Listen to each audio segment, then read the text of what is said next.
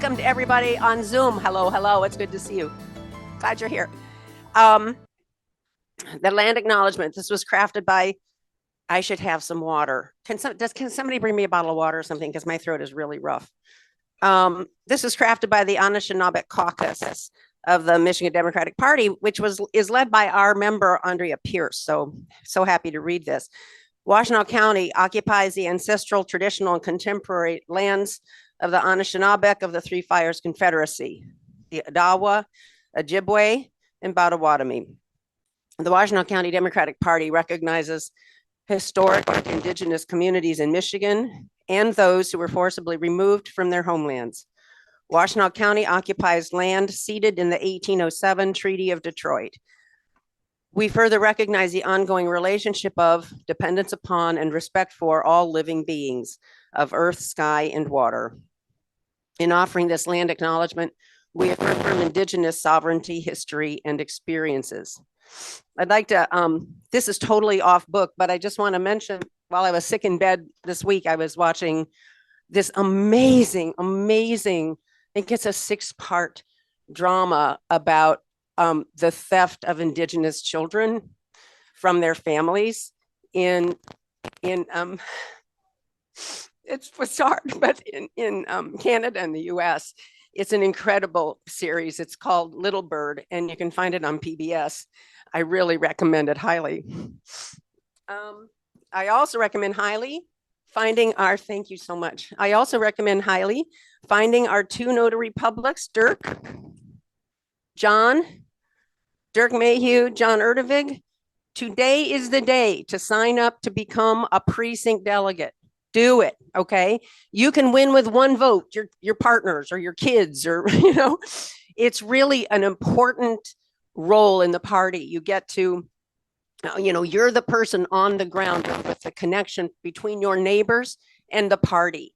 I've been a precinct delegate for years. There are lots of precinct delegates in the room. Bunch of precinct delegates, just wave your hands real quick.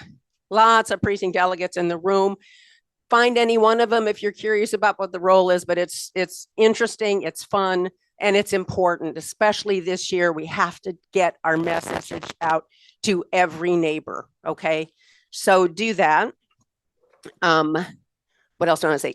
First of all, I want to say welcome to all you new people. I'm seeing so many new faces. It's so exciting. If you're new, would you stand up? Oh, you don't want to stand up. Thank you. First time. Yay, everybody.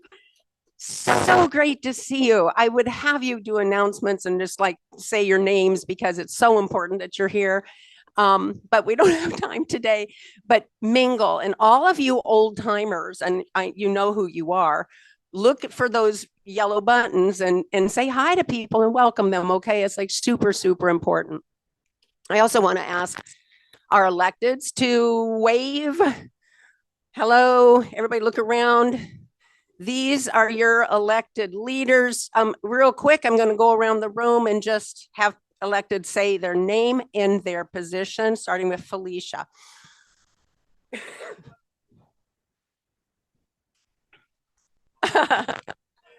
Oh, hey, Tom, you want to run the mic? Hang on just a sec. I'm sorry, Tom, grab the mic. You're our official mic runner. And timekeeper. I'm sorry, people. These are the people you've worked so hard to elect, and we're really proud of them. Like I said, I wanted to be Felicia my whole life. So life goals. Arianne, Slay, 22nd Circuit Court. I'm sorry, Arianne. I'm sorry. I said I wasn't at the top of my game today. Felicia's being me someplace else though today. Who else? Jason. Hi, Jason Morgan, State Representative for District 23. So part of Ann Arbor, Superior, part of Ann Arbor Township, Salem Township, and a little bit of Oakland and Wayne counties. Ellie. Hi, I'm Ellie Sabat, County Prosecutor. Annie Somerville, County Commissioner for the City of Ypsilanti, part of Ypsilanti Township and part of Superior Township.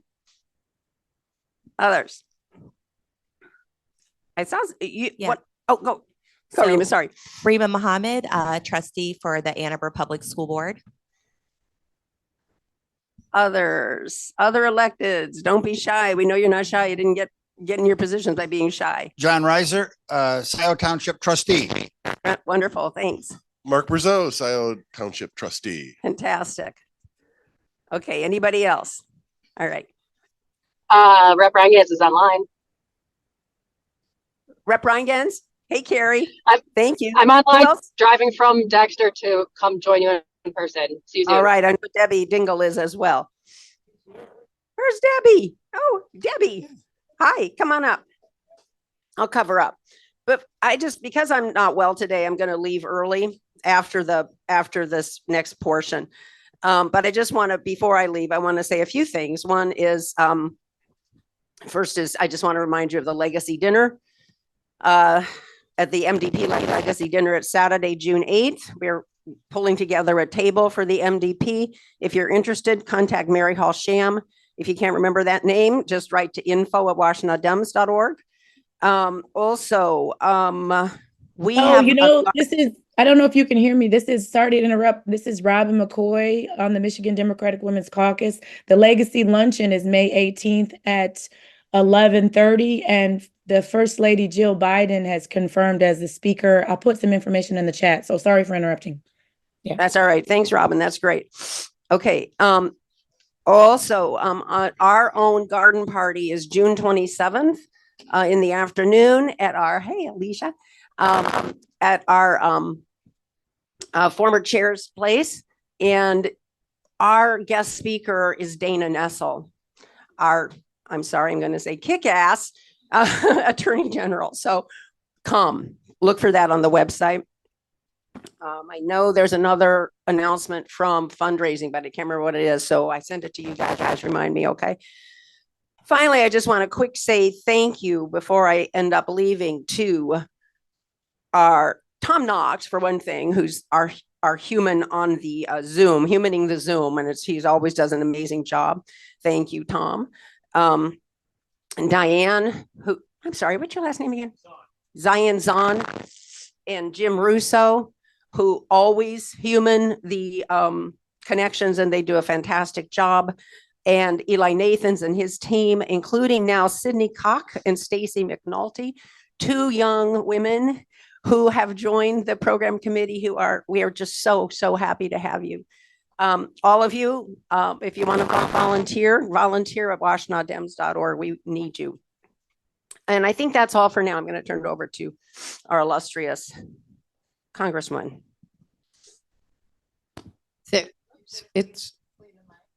No, they gave me a different one, which is probably, I normally don't care, but I want to thank everybody for, you want me over here? I know. I love Theresa. I don't want to share her bug right now in the world that I'm living in. And so I want her to be safe and healthy. Hi, everybody. First of all, thank you for all the well wishes. Yes, I did end up in the hospital for 3 days. Again, I have another ulcer. I'll make my one healthcare comment to everybody. You have to be your own advocate. You know, we are luckier in this room than 99 and not everybody is than 99 and 9/10. And if you're not your own advocate, if you're not asking questions, and we are lucky to be near the University of Michigan and have them as a resource, but it's going to take me 4 to 6 weeks for it to heal. Then they'll go back in, but I want to know what's causing them. And it isn't, for the record, stress or Diet Coke. They don't help them, but they don't cause them. There are any doctors here. It just reminds me again about the healthcare system. It has not been a quiet time. Look, you all, I'll talk about what's happening in Washington, but I'm just going to say to everybody, I'm really worried. We've, how many months now? It's 5, and I'm crossing my chest just like you are. 6 months left, and people are unhappy. People are really unhappy in this country. They're not happy with anybody or anything. Here's a reality that we all need to acknowledge and need to learn how to talk about it.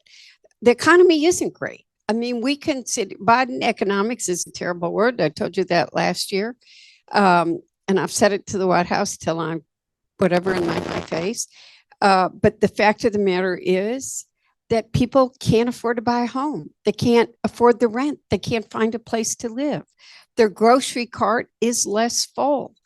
Kids coming out of school. I don't know if you're talking to the younger people that can't find jobs this year, or they're not finding the jobs that they thought that they would find. And so we've really got to help talk about. People do not know what Joe Biden has done in the bipartisan infrastructure bill and all the different pieces of it.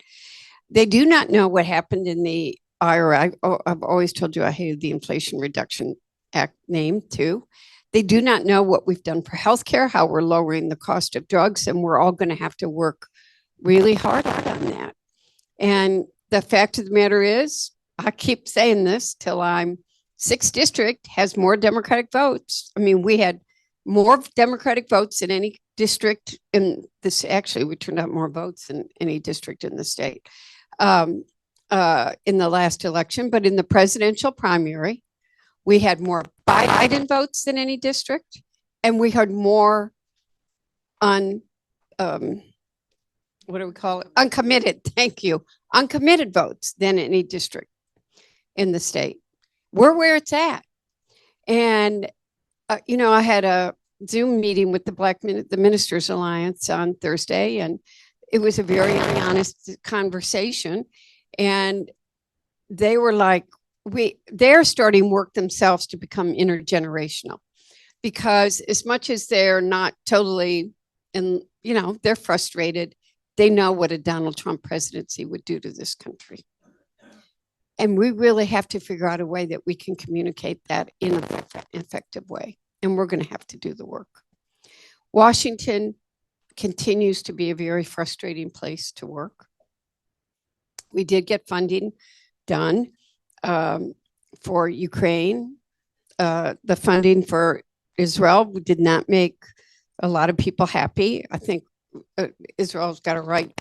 Dan Kildee and I did an amendment that would have not allowed weapons to go to Israel for any offensive, any of the offensive tactics that Netanyahu is undertaking, until we assured that he was abiding by all international and U.S. laws. It was not made in order. Dan and I have signed a number of letters trying to make that point and talking to the White House. I'm going to be blunt with you. What we're seeing on college campuses is not, it is, Republicans are using it, and they're going, I believe that Virginia Fox's committee is McCarthyism. I'm just going to say that to you.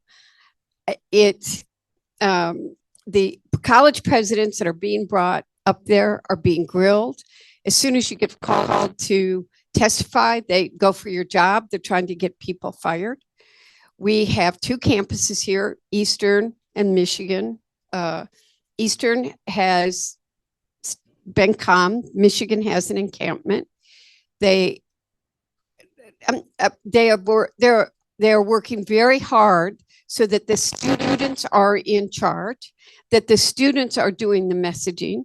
The kids themselves are working very hard to make sure that those who have spent 4 years and there have been pandemic and COVID survivors can actually get a graduation.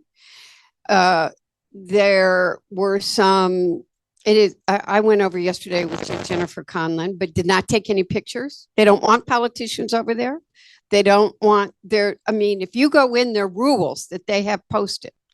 So, we talked to people, but we stayed low key. We're not. There are outside instigators. I can give you a picture of one of them, who's the exact person that went in Dearborn when they started Death to America, started it in the crowd. The mayor of Dearborn sent me his picture. I have his picture in Starbucks, a video of him in the Ann Arbor Starbucks last week. I have a picture of him passing out Death to America brochures on the campus. Radissa has talked to those kids. Those kids had nothing to do with Death to America flyers being passed out. And then you get a goddamn tweet that says the kids on campus are passing out Death to America, and almost 1 million people have looked at it. And I'm tired of outsiders and infiltrators. I think Russia and China are playing at this. They're trying to pit us against each other. They're trying to pit hate. They're trying to stir up hate, and we must stand up to hate wherever and whenever we see it, period.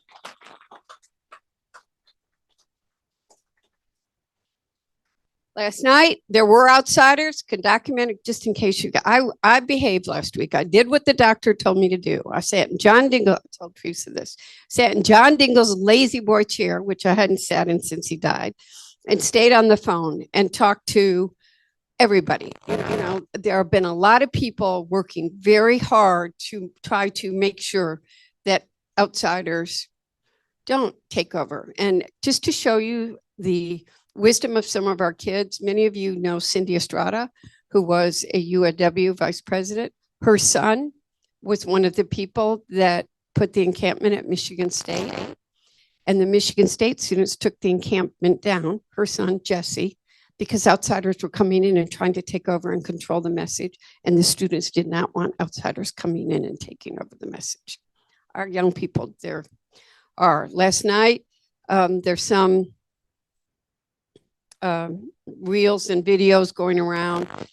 There were outsiders there that were there last night. You know, I'm still trying to get a report that happened, but I think they managed to keep it relatively calm, and we'll see what happens with graduation today. Michigan was subpoenaed this week, and in a bipartisan way, we all have made very clear that the campus was quiet. Nothing had happened since the honors convocation. President Ono is scheduled to be out of the country that day. I think he will. I pray that he won't, because it really is McCarthyism. Are you all watching these hearings and what they do to people? The truth doesn't matter. And Republicans are really trying to say the president is a president of chaos. And they're going on these campuses. They're demanding all of these things. They don't believe in the right to free speech. We're taking really hard votes. You know, I'll give you 2 votes because I want you all to know. One, and they're gotcha votes. These are votes that have no meaning. They're going anywhere. They're resolutions. And Republicans are putting them out there to do gotcha votes. I voted against a resolution that would have, it was on River to the Sea. I'd already defended Rashida Tlaib's right. I would never use it, because Jewish community does believe it's a threat to them. I also spent, after she said it, a whole day with many Muslim leaders in Dearborn telling me what it meant to them. We live in a country that we have freedom of speech. I do not want to see that American flag burn. It bothers me. But we live in a country where you've got a right to burn it. So I did vote against that resolution, and it hurt many members of this Jewish community who felt it wasn't a matter of free speech. And I've spent a lot of time talking to them, and I am not an anti-Semitic. I don't think anybody here is. I'm against anti-Semitism and Islamophobia and people who are trying to spread hate in every way they can. But I will defend our basic freedoms, which I never thought, you know, I was on Roe. When I was in school, I really never thought we'd have to worry about freedom of speech, freedom of religion, freedom, due process, which Donald Trump taught us we did, and we are really watching it now. Now, there was a resolution this week, which is that we get a gotcha resolution every bloody week. And it was an anti-Semitism. It was a bad resolution. ACLU wanted you to vote against it, as did several groups.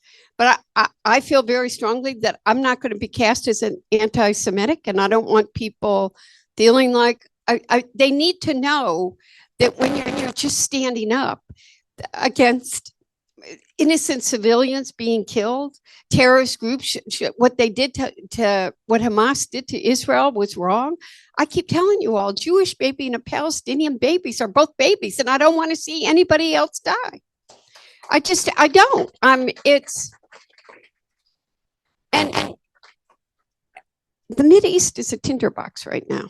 We all really need to understand. We don't, the world is a tinderbox right now. There are a lot of dynamic forces at play. So I'm always going to try to explain to you. Some members of the American community were upset, didn't want me to vote for it. And I said, I'm telling you right now, it's another gotcha vote. It should not go anywhere. It's not going to go anywhere. And I want both members of all the communities to know that we're there in support of them. We don't want to see anybody else dying Palestinian. We want a ceasefire. We're trying to get the president not to send any more weapons there that can be used that are not in. But Israel's got a right. Some may not agree with this. I think Israel has a right to exist.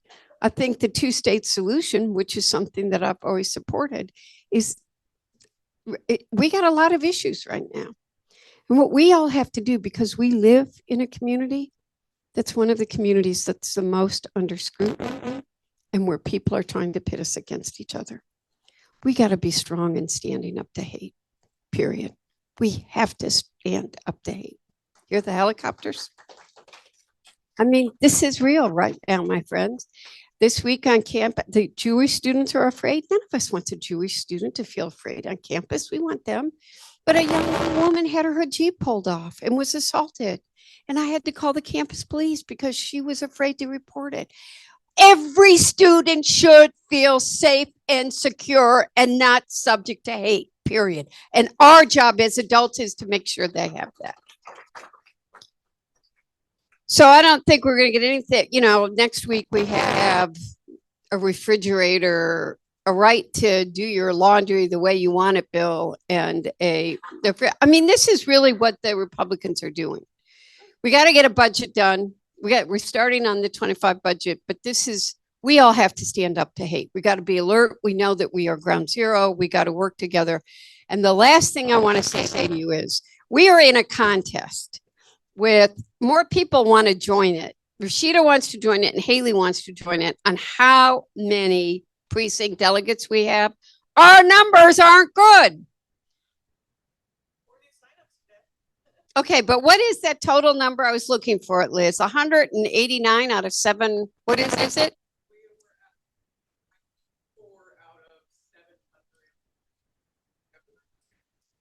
We aren't going to win. I'm competitive and so are you. And we got to get them. So, okay, guys, So I was yelling at Liz a lot. We got to really work on those. We got to make sure we're doing that basic. We're going to be the ones that are going to do the basic organization. Like the ministers, we had a very blunt discussion on Thursday, and they said, we can't depend on anybody else. We got to start intergenerational dialogues. And they were wonderful and wise and said, we got to have young people understand what will happen if Donald Trump becomes president. And it's on us. So we don't, I'm going to try to get you resources. I said to the Biden people yesterday, nobody's walked in this district and you need us, but we know how to organize. We know how to deliver, and we will do it. Thank you. Thanks, Debbie. What, Tom? Biggest thing we got to do is treat the amnesia out there. Yeah, we got to treat the amnesia out there. There is a remedy for all of the ills Debbie talked about, and that is us as messengers, right? We are the messengers we need. I want to say the Democratic National Committee is doing an incredible job. They've suddenly stepped up and become a real machine. Tom Knox, would you kindly put in the chat for everybody on Zoom, the Michigan Messengers sign up? There's some really great messaging stuff going on. If you are not yet a subscriber to our newsletter, sign up. It's once a week. We don't bombard you. It's once a week. Go to the website, washtenaw.dems.org. It's right there on the, get the newsletter. It's right there as a big button on the front page. Tom is loading that newsletter with all kinds of great information about how to be effective. This year, and we are all in it together, and we are really working hard, and you guys are working hard. So thank you. I want to also say last month we put good and welfare on the board over here, and Jim pointed out that people at home can't see good and welfare messages over there. So if you have a good and welfare message, would you please put it on a little Post-it note or an index card or something, write it down and give it to Eli Nathans right here, blue shirt, hand up.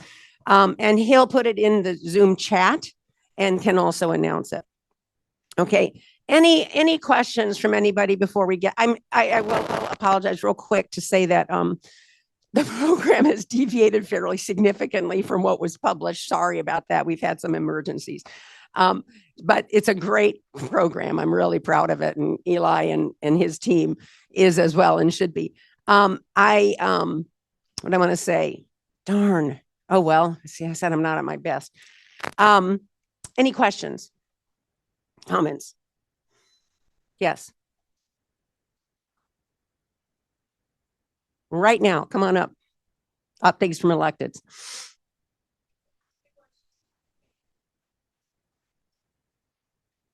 Mine too. Absolutely. We have a panel on domestic violence today instead of Peter Sinclair. That's okay. Come and use this. I haven't touched it with my lips or anything. Hi, everyone. I have some really exciting news to share from the Board of Commissioners. Some folks in this room might know that for like 20 years, we've been working on building an Eastern Washtenaw County Community and Rec Center. We just approved this week, after about a year, we gave the county administrator authorization on the agreement for the purchase of the Cheney School. And we also approved the contract to demo the building, which is the kind of first real action to start the project. So I just wanted to give everybody that update. We will have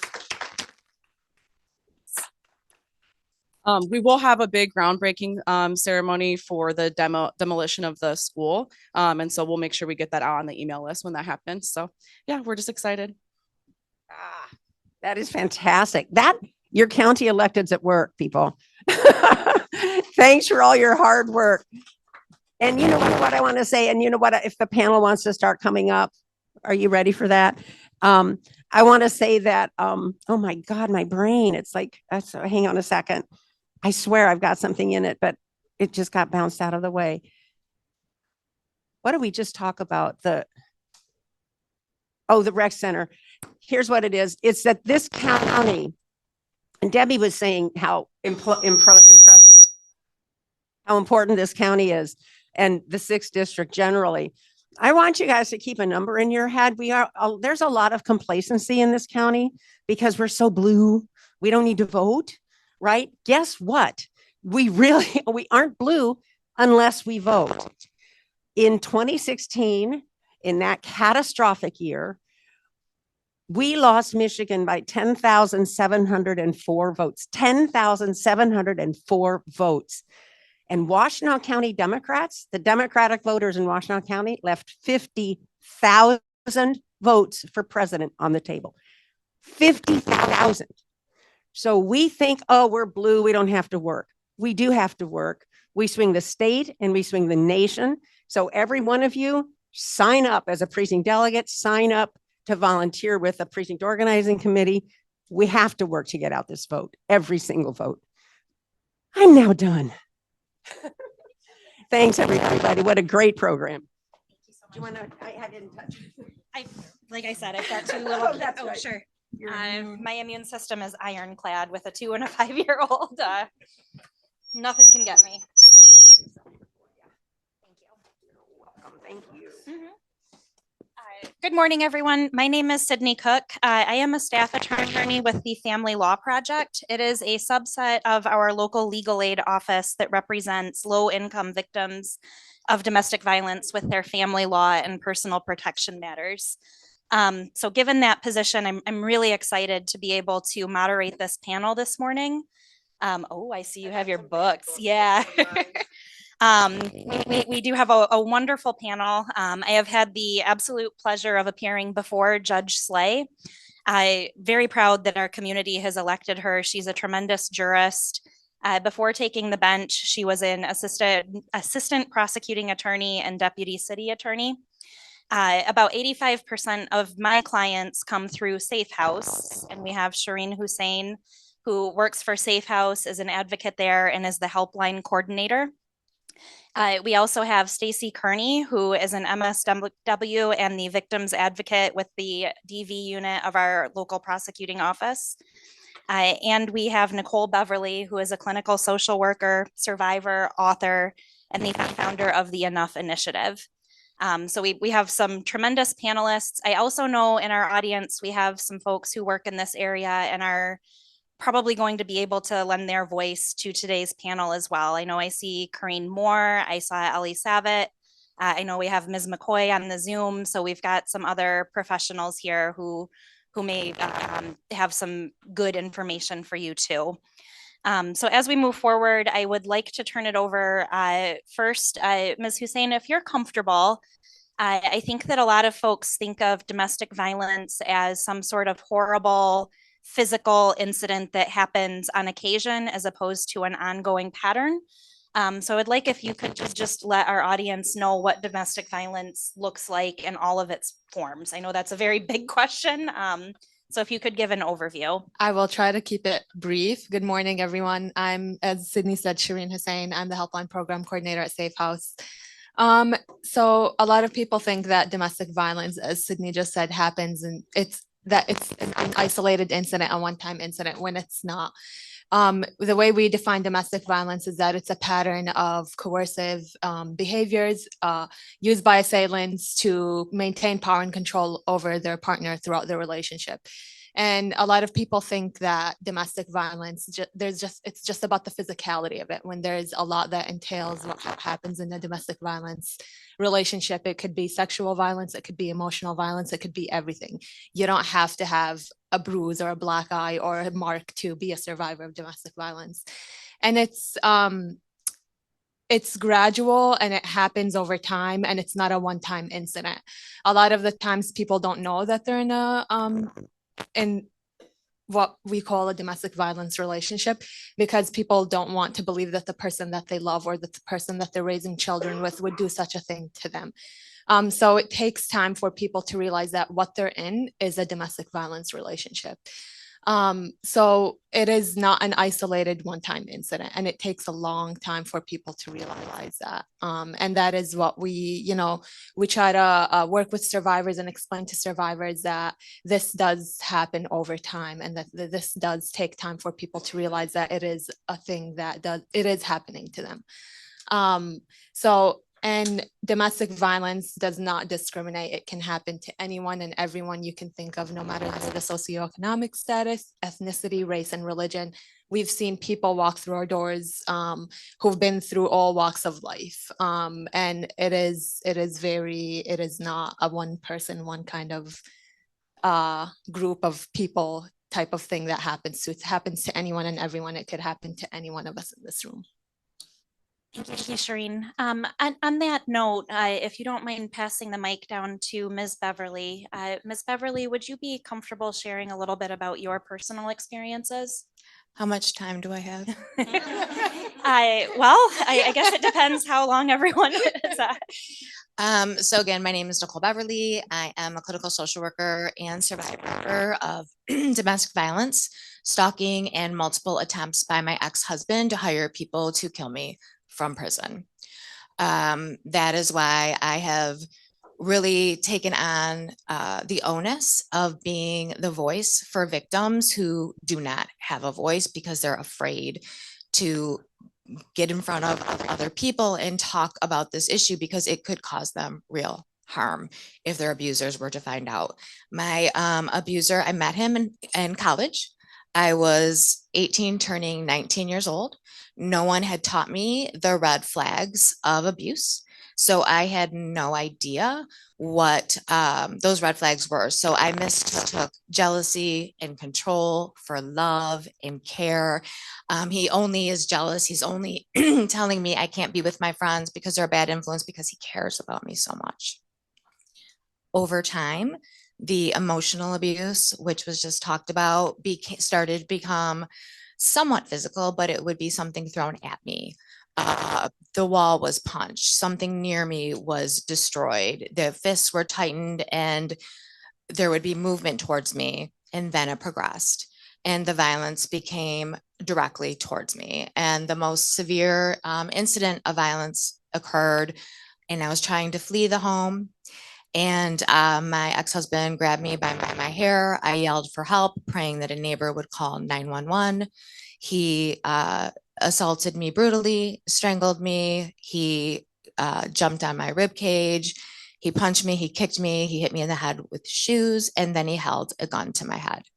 And he unloaded it and he loaded it, and he told me all of the reasons he was going to kill me and all of the reasons I didn't deserve to live. And I still can't tell you to this day why he did not pull the trigger. I think it's important to note that up until this point, I had never called 911, and there were many reasons for that. In the beginning, it was because I loved him and I believed all of his promises that he was going to change. Over time, it became the fear, because he told me if I called the police, he would kill me as soon as he got out, which he was confident that he would get right back out, and that he would harm my family. So until it became apparent that if I did not leave, he would kill me or I would kill him in self-defense, I never called 911. But I did everything by the book. I did everything they tell victims to do. I had my safety plan. I packed my belongings a little bit at a time. I opened up a separate checking account and I left. I got my personal protection order, which you're supposed to keep this. We're going to talk about legislation in a little bit, with this huge stack of papers I was supposed to take with me everywhere I went. I called the police countless times. When he violated that PPO, he would get a slap on the wrist. He would get a warning. He stalked me for the better part of 2.5 years. He eventually got charged with domestic violence, then aggravated stalking, pled down to stalking, then another aggravated stalking, and was going to be re-released into the community because essentially, and we're sentencing guidelines for domestic violence are a joke. They are pitiful. There are harsher penalties for if you abuse an animal, sorry, than your partner in the state of Michigan. So we need to work on that as well.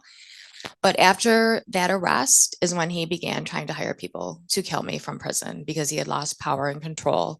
My divorce attorney happens to be here, and we talked, Ms. Garwood, and we just spoke about the fact that all the things I was in very much victim mode at that point. All the things that we believed about him ended up being so true. And the most recent attempt for him to hire someone to kill me was just in 2017. So I left in 2010, and I am still dealing with the consequences of domestic violence, even as a victim who did everything by the book. The law did not protect me.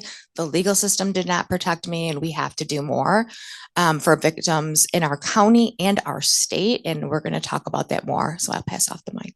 Sure. If you could pass it straight to Stacy. And by the way, Stacy was my amazing victim advocate through many of my cases, and Arianne was my prosecuting attorney through most of my cases. So it's kind of, I have a lot of people that have been involved in my story that are here today, which is pretty remarkable. So one of the things you may have heard Ms. Beverly say is that it took some time for her to actually make that call. And Stacy is able to help people once they make that call. So if you could talk a little bit, Stacy, about when you step in, what resources you provide, and then what barriers you see to people being able to reach you and seek that help. A lot of barriers, but now I gotta go after Nicole's story. Because I was thinking, I think I was telling Tammy when she got here today, like I remember the first time I met Nicole at 14B District Court in the hallway. She was very quiet. She's not quiet anymore. I love it. And she was very subdued. And we talked about like, here is this Man in the courtroom in front of Judge Collins with a suit and tie on. We've never seen him in our court system before. We had this program for first-time offenders. We still do, called 4A, the 769 4A. And we were talking to her about that. Like, you know, we can get him on probation. We can, you know, get him into counseling, things like that. And if I remember correctly, you didn't really, but you were like, oh, that sounds okay. Enter the probation officer, said, can you please come to my office? And in her office was Nicole's mom and sister. And I'm like, this is one of those things, you know, things happen for years and years, and it sticks in my mind. Her sister looking at me, crying, saying, you need to do something. He's going to kill her. You don't understand. And I think it was like, I'm like, okay. I'm a newer victim advocate at that time. And then obviously Nicole and I have spent many, many years where I am trying to understand, we're trying to help her, but she's right. Like, the system isn't necessarily always set up to protect victims. And so that's where I kind of come in. When a 911 call is placed, the police go out, they take a report, it comes to my office. A prosecutor will look at that case within 24 hours and determine if we have enough to charge any charges. And what started when Arianne was there is we started flagging things, domestic violence, that maybe weren't an actual assault, because we saw that there is a bigger picture, right? So there's domestic violence, there's malicious destruction of property. You know, you broke up with someone, he's coming and he's slashing your tires. There's stalking that we see a lot of. There is, I wrote some of those down, breaking and entering, surveilling. I can't tell you how many people have had tracking devices put on their cars, put in their house. We've had defendants that are accessing their Ring doorbell. So they're able, without a victim's knowledge, watching who's coming and going.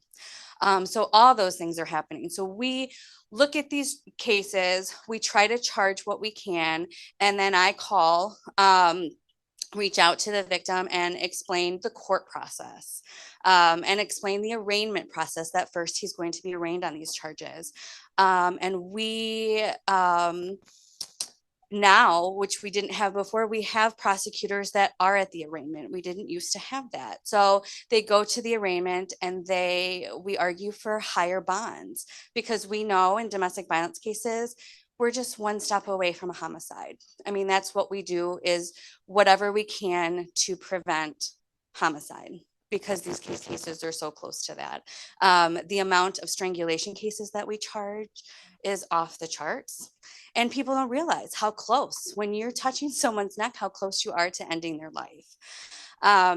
So I enter in and kind of walk the victim through the court process. And it's not always a good conversation. It's not always where the victim wants to be. They don't want to be in the court system. They want to believe we can change him. This was not that big of a deal. One of the quotes from last week was, he bit me, but it didn't hurt that bad. So it's not that important. I don't want to come to court. I don't want to deal with it. And I know, as I've been doing this for over 20 years, that's not them saying they don't want to change. They don't want to change, but their self-preservation is a real thing. And I always say, listen, you tell me what you want. You know your safety better than I do. There is a community here that wants to help keep you safe. How can we do that? And so I will also tell you, we had a case recently that we proceeded with a victim that did not want to proceed under any circumstance. And we understanding domestic violence, we knew why, but we still proceeded. We were able to proceed with the doctors, with the police officers that arrived, and we're able to get a conviction with a victim who was on the stand saying it didn't happen. That's not what happened, and changing the story. And so, yeah, she hates our office. That's fine. I'm fine with that. I don't take offense to that, because I know that in the grand scheme of things, it's a self-preservation mode. And I was lucky enough, I've been here a long time. I was just a baby when I started. But back in, and Riser will remember this, but we had a grant at the end of 1999 into the 2000s, a VAWA grant that was, I believe it was 5 million, where we had an entire unit just for domestic violence, because this community cared so much about domestic violence and knew that it's the #1 call that law enforcement is called out to. It's also the most dangerous call that law enforcement is called out to. It is the biggest caseload on the prosecutor's docket. And so we were able to, we had probation agents in every court that all they did was domestic violence. We had prosecutors in every court that started at the beginning with the victim and vertically prosecuted cases all the way up to circuit court. So a victim only had to tell their story one time. And that is so important. We've lost that because, you know, grants don't last forever. And I feel like I'm talking to the Demon Hustle again, but I was like, we need money. We need money to be able to continue to this work and keep victims safe and let them know that their community supports them. Sorry, I know I went way past my time. I knew this was going to happen. So yeah, I'll stop there and I'll answer more questions later. Thank you, Stacy. Yes, and now we have Judge, who has brought some light reading to share with everyone. So I'll let you take it over. Thank you. So who's not afraid of banned books? Sav it. Come on up. So I wanted to talk to you a little bit this morning about the systems, right? The systems that a survivor has to go through from start to finish. Once that 911 call is made, once Stacy she's activated, in Washtenaw County, police are required by county protocol, no matter which agency you are. If it's a domestic violence incident, SafeHouse is going to get called in the middle of the night. Somebody from SafeHouse is going to be available to provide support. It's really collaborative. And you start to think, wow, Washtenaw is really good at this. They're responding in the middle of the night with capes on. And then we slowly start to let people down. Not be for lack of will or for the desire to help people. It's these systems are fundamentally flawed and they are not set up to support survivors. So what I have are a list of books, some of them banned from my kids' bookshelf. And each of these books is going to represent 30 days or, Nikki, you have your phone out? 30 seconds for a survivor's life. So Ellie told me that he didn't make it to the gym this morning and he really wanted to work out. And because he volunteered and he's not afraid of banned books, I wanted to illustrate for you right here what this looks like. Now, Stacy and Nicole have seen this before. I'm sure Shereen, maybe you have too. So feel free to add in. So after a year and a half of being assaulted and not being able to call the police for whatever reason, the police get called and you make a statement for the very first time to the police and it's totally scary and your kids are there and they're watching. And Ellie, I need you to hold your arms out like that. Yeah, like make a little shelf. We're gonna make a shelf, a little bookshelf. Okay. Now don't move them because courts have rules. So you got to follow all the rules and be uncomfortable. Yeah, so here we go. 30 days, right? Just hold that. Don't drop it. You'll be in big trouble. Okay, probably contempt. Now, after this happens, Stacy calls the next day. She explains what a victim advocate is. Things are not sounding like, okay, maybe I can do this. And then you go to the arraignment and the magistrate gives them a PR. Don't drop it. Okay, so now you're like, wow, this is really crazy. Back out on the street. Is he going to come home? Oh, I'm sorry, personal recognizance bond. Promise to come back to court? Yes, I do. And that's it. Don't have any contact with Ellie over here, your survivor. Okay, but where am I going to go? Probably going to call from jail and tell Ellie not to come to court. Then after that, bad things start to happen. So you get a random call from CPS, Child Protective Services. Ellie's partner has called to say that they weren't protecting the children and that Ellie was a bad parent and he's doing all kinds of bad things. So now CPS wants to come over and do a home visit. And keep in mind, we're like at 3 months now. So now you're coming to a preliminary exam, which is the first time you may have to testify in court. Stacy's there, which is great. Shereen might be here or one of her counterparts. That's also great. But now you're scared to death that you're going to have to testify and tell a room full of strangers what happened to you in a very private and intimate part of your life. Then you got to weigh the balance. Am I safer to testify or safer just to shut up? Staring right at you, right? With his family, your kids' grandparents. No guilt. You know, this isn't about you. What about the kids? Are you trying to destroy the family? Ellie, why are you trying to destroy the family? So now they're there. And God, you need two parents. What's wrong with you? Why are you doing this in court in front of everyone? Do you know what this is doing to our community? You coach softball, for crying out loud. Okay, so now defense isn't ready because they want a new attorney. They've had a breakdown with Ellie's partner, so they need an adjournment for another month. Keep holding on. Are your arms tired yet? Oh, well, I know it gets worse. And all while this is going on, Ellie's working with SafeHouse now, and he's prepared to get a personal protection order. But that personal protection order only does so much because it can't take the guns away, right? And Ellie's partner has a whole ton of guns. And while a circuit court judge could say, you no longer have the right to purchase or possess firearms, there's no circuit court judge in Michigan that can say, get rid of the guns, or we're going to send the police over to pick up the guns. Not within our powers. We do have the new emergency, order that you can get for guns, the ERPO. We've only had 5 so far in our county. It's tough. The standard to use those ERPOs is actually really hard. Yes. Extreme risk protection order. They sound so good on paper, but they're hard to get, and you really need the help of police. How you doing? Oh. He has already called off work for these court appearances, so he's worried about losing his job. Yeah, Ellie might get fired now. So here we go. Don't drop him. Gosh, Savit. Okay, so now he's in trouble with his boss. His kids are looking at him a certain kind of way because they want his partner to come home, and they don't understand why, why Ellie's partner is not there. Oh gosh, it's getting so rough. Yeah, I know, it's a balancing test. And so on top of that, now the personal protection order was not granted ex parte, which means without a hearing. So now you've got another court date. He's going to miss work again. Things are getting rough. And so legislators, you have to pay to have your personal protection order served. About $95. It's not That's cheap. the average. So try to find some more money, because I'm sure it's abundant these days. Everybody's got lots.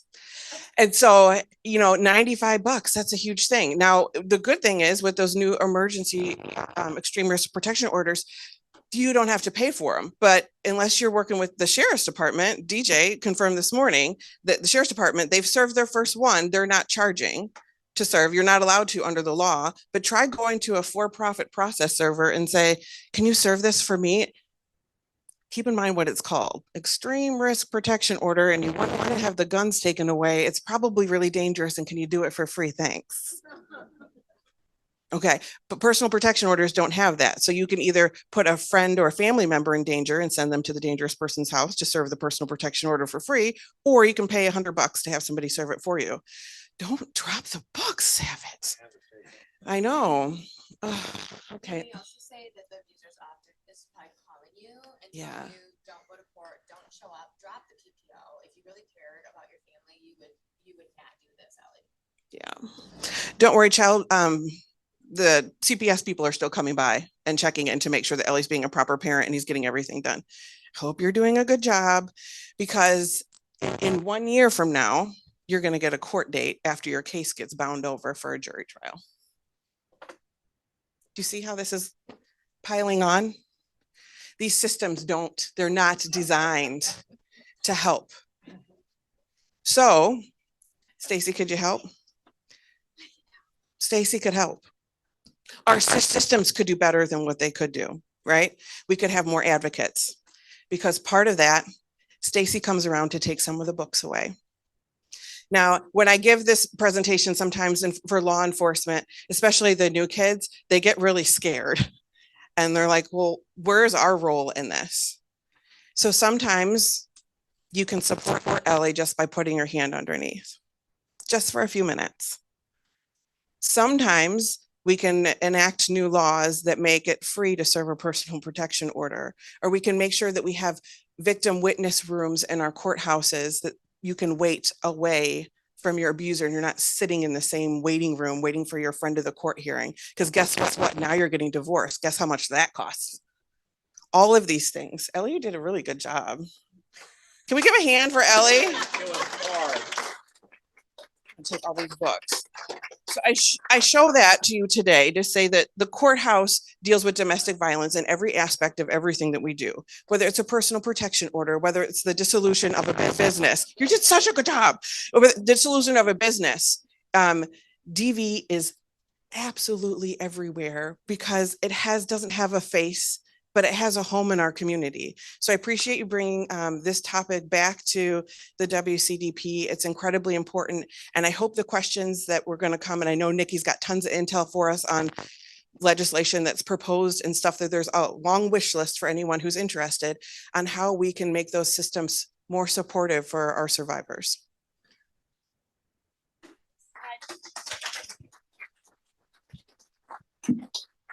Do we have any questions from the audience? No questions, a bad question. All right, if you wanna. Thank you. Any funds to donate to cover PPO costs?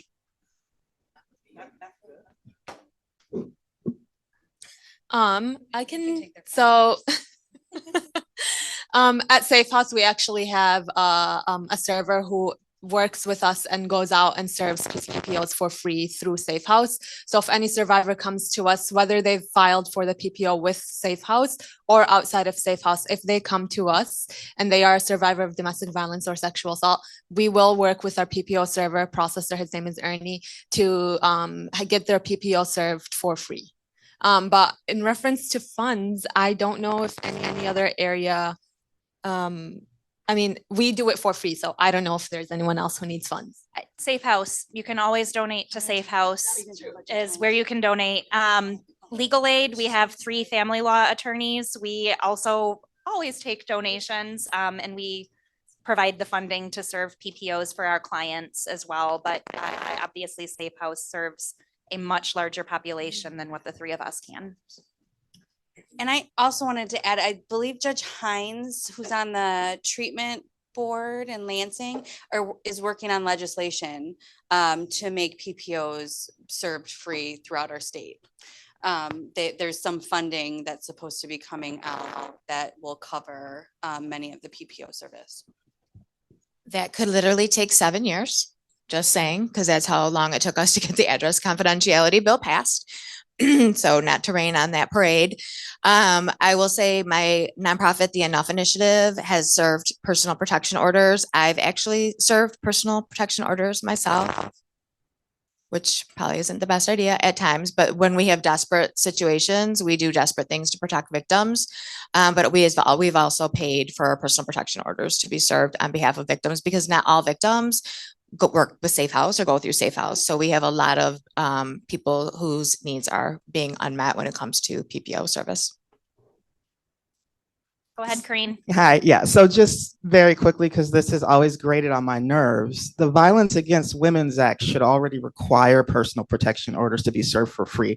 And every time I would confront people about why this isn't happening, they would tell me, you're right. So is it just a funding issue that we haven't, how do we enforce that in Michigan? They're supposed to be served for free. So our funding, I'm glad you brought up funding. So not only are we losing VAWA dollars, federal dollars, we are also losing victims against crime dollars, which is what a lot of our domestic violence program, where their monies come from. And when I say we're losing money, we're talking millions of dollars are being cut. So, right. Yes. And Michigan ranks 50th, am I right, in victim compensation in the country? Is that? That's Probably so. accurate. Yeah, Stacy knows. So we have a lot of problems here. There is a lot of work that needs to be done. Absolutely. No, that was a great question. All right, I see another one kind of directly behind you. Hi, I'm actually a survivor of domestic violence and a child of where there was domestic violence. And of course, I'm an advocate for survivors. And I've been trying to get a friend that is a survivor into the safe house. But my problem is you can't force anybody to come to the safe house. So my question is, how do I get funding on, and what I think will be, there's billions, not millions, but billions of dollars in the dating service, and the dating, what do they call them, app sites, the dating website things. You're familiar with them. They're New Yorkers making billions of dollars. And what they do is they buy up any competition so that there's only a small group of people that control all the dating sites, and they're making bank. We need to tie into that money somehow. I don't know how. Maybe you do. I do not know how, but I would love to talk about that. Part of the issue, and if anyone wants to take over the mic, part of the issue truly is that a lot of people, it's a societal issue that victims of domestic violence are looked at differently. And I think that is one of the reasons that we really lack funding. We've seen a lot more money go to sex trafficking recently, and other crimes that people often don't perceive domestic violence victims as victims. They think we choose these people. We are making the choice to stay with these people. We deserve, literally, people have said to me, you deserve what happened to you as a victim.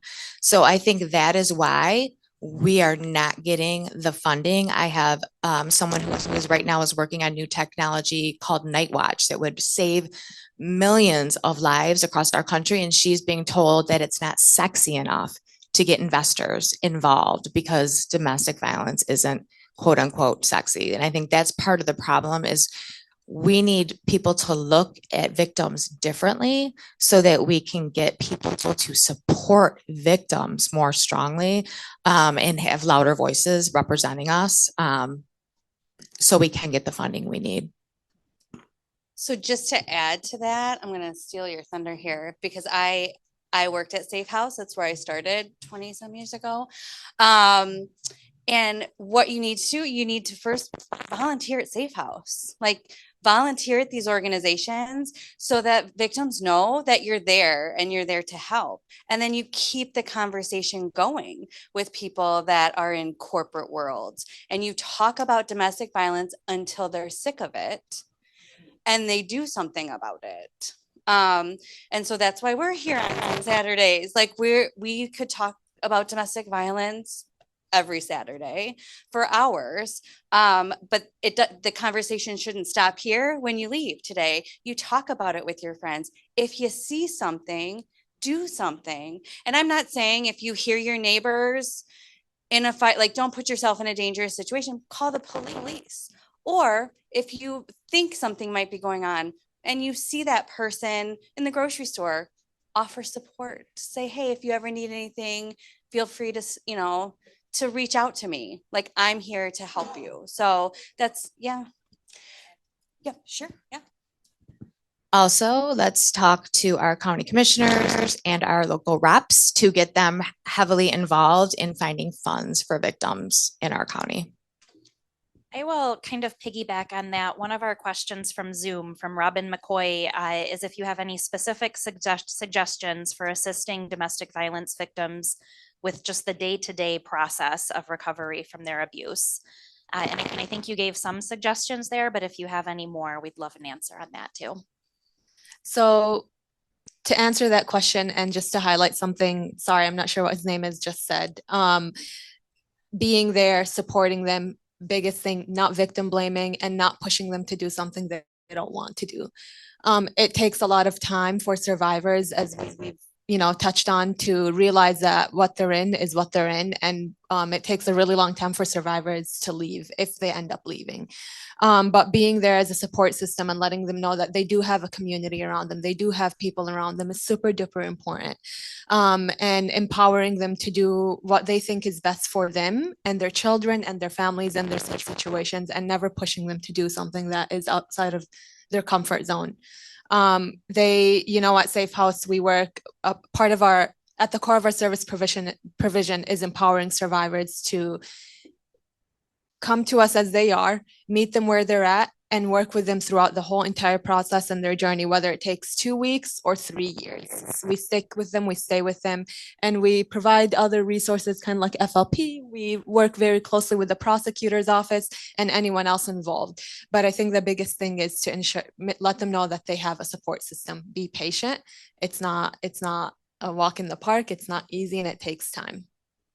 Do I have any other questions in the audience? I see one here in front. Yeah, my question is, I know that bisexuals are at a very high rate of domestic violence. So I'm new to the area, and I was wondering what kind of outreach SafeHouse does to ensure that that community is able to access services, knowing that they're aware and that it's going to be like a affirming, safe environment for them. Good question. Welcome to the community. So another part of our mission is making sure that we work within the community to promote social change and let the community know that we are here for anyone and everyone who needs us, no matter race, gender, anything. No matter what your identity is, we're here for you. Now, when it comes to outreach, we have a Speakers Bureau program, and we ask, it's on our website. The information's on our website as to whoever wants to reach out to us for us to go and speak to. We will do that. We will go wherever we're asked. We love to talk to anyone and everyone. So if you need us, let us know. We will be there. I think a lot of people, I think because society has painted it that it is just a female issue, women only are victims of domestic violence. A lot of people have preconceived notions that SafeHouse only works with female survivors. That is not the case. We work with males, we work with females, we work with any identity, any identity, any person's identity. And in fact, we have males in our shelters, we have people of the transgender community in our shelter, and any service that we provide to anyone, no matter their identity. It's just, I think, a societal issue that it is painted that it is just females, or mostly females, who are victims of domestic violence. And I just want to say it's unfortunate that there's a marketing branding issue, and maybe if it was called homicide prevention or male violence against women, there would be more interest. So. I think there's a question in the front row. Do you mind passing it forward? Yeah, thank you. You probably touched on this, but what's the typical sentence for a perpetrator of domestic violence? And what is the crime that he or she is charged with? What's the typical sentence? So on average, a misdemeanor sentence is probation. In Washtenaw County, depending on your judge, that's 12 to 24 months of probation. It will, depending on the probation officer and how illuminated they are to domestic violence. The appropriate ones are picking a minimum of 52 sessions of accountable choices or alternatives to domestic aggression. The no contact orders usually continue. That's pretty much it. There are a couple probation officers who are fantastic. Shout out to Dave Oblak, who will actually make sure that you're going to the class and not just sitting there and breathing. Because the classes only work if you actually participate in the classes. But you do have some people who go and are literally breathing, and they show up and they're getting credit for being there. And depending on the probation officer, they're not reporting back to the court whether or not that's happening. For a second offense, which is usually in the legal language, a fifth domestic violence, fifth time you've been charged, is when you end up with a conviction for domestic violence second. The potential penalty on that is 1 year in jail. The probation sentence is probably going to be levied again. Domestic violence third offense, which is usually an eighth by the time they get to circuit court where I am, the potential penalty is 5 years in the Michigan Department of Corrections. Based on the sentencing guidelines that are put forward to Michigan, most of the sentences start at 0 to 3 months. And I will tell you this, so it's hard to get to a domestic violence third offense. You got to work for it because it's usually your 8th time being charged. And the sentencing guidelines, so the domestic violence is a grade E. So there's like A, B, C, D, A being murder, I being flying a plane without a license. How about this? If you write a bad check, the penalty is 14 years in the Michigan Department of Corrections. If you beat your intimate partner for the 3rd time legally, like we have conviction on it, maximum penalty is 5. So the legislator only gives circuit judges the ability to go up to 2/3 of the potential maximum penalty for initial sentence. Otherwise, it's an illegal sentence and it can't be done. So it does not give survivors a lot of time to regroup. And most of the time, I'd probably say 80% of the time, it's a probation sentence again, with the exact same classes, the exact same instructors, the exact same everything that you had in district court. But now you are little fish in a big pond because the people who are supervising you are also supervising known murderers. And so they're not paying attention to you. So nobody's watching because the Michigan Department of Corrections does not engage in trauma-informed interview training. They don't reach out to victims when they make motions to discharge their people early, nor do they even call the prosecutor's office. They just, you've done your 52 sessions and you're still breathing, good job. And then they're motioning to be discharged. I can tell you there's one court that doesn't happen in, but in most courts in Michigan it is. Judge, I'm going to pass it, but I kind of want to piggyback because I don't think that the way DV fits into custody determinations is any less disappointing. And because that's a big component of a lot of these cases, I'd like you to just kind of give a brief overview there as well. So the best interest factors are a set of factors that a judge is supposed to look at when making a determination for custody. Domestic violence is one factor. It can be weighed in the judge's mind, however important that particular judge thinks it is. Some judges think domestic violence, not a big deal. One parent was, assaulted. Didn't have to happen to the kids. I mean, Nicole could go on for hours about the effects and the research that she's aware of about how domestic violence affects the entire family. And that being said, this is the first year that judges are now required to have continuing legal education. First time in the history of judges. And it's only, I think, 25 hours or something like that over 2 years. And there's no specific requirement to have anything about intimate partner violence. So guess who the people are who were signing up for the training about intimate partner violence? The people who already get it. The people who think it's not a big deal, they're not signing up for it and there's no requirement to that. So hopefully we can and entice some more judges, or at some point make that mandatory for them to be a part of that. But if your judge doesn't understand domestic violence, doesn't understand the warning signs, Stacy was talking about strangulation is a good majority of their cases. Department of Justice says in 2017, if you are strangled at one point, just one time, ever so slight in your relationship, you are 800 times more likely to be killed by your abuser within the next 4.5 years. 800 times. And if you're a judge and you hear that and you're like, oh, it was an isolated incident, I only hear about one thing. You have to understand the red flags. And unfortunately, many of my colleagues over the state of Michigan and Washtenaw, they know. They're listening. We go to the trainings. I know because I see them there myself. In fact, some of us are given the trainings, right? So, but across the state of Michigan, it is a huge problem. Thank you. Mr. Jackson? Just a quick question for you all. We talked a lot about PPOs. If there was one thing we could do in Washtenaw County here locally around this issue that would make a difference, what would it be? And I would just say, for me, we're going to, in the future, that $95 PPO fund that I've talked about creating, we're going to create that. So PPOs in Washtenaw will be free, at least through the sheriff's office in the future. So take that one off the table. So not free PPOs, but what else beyond, thank you, beyond PPOs could we really do here in Washtenaw County?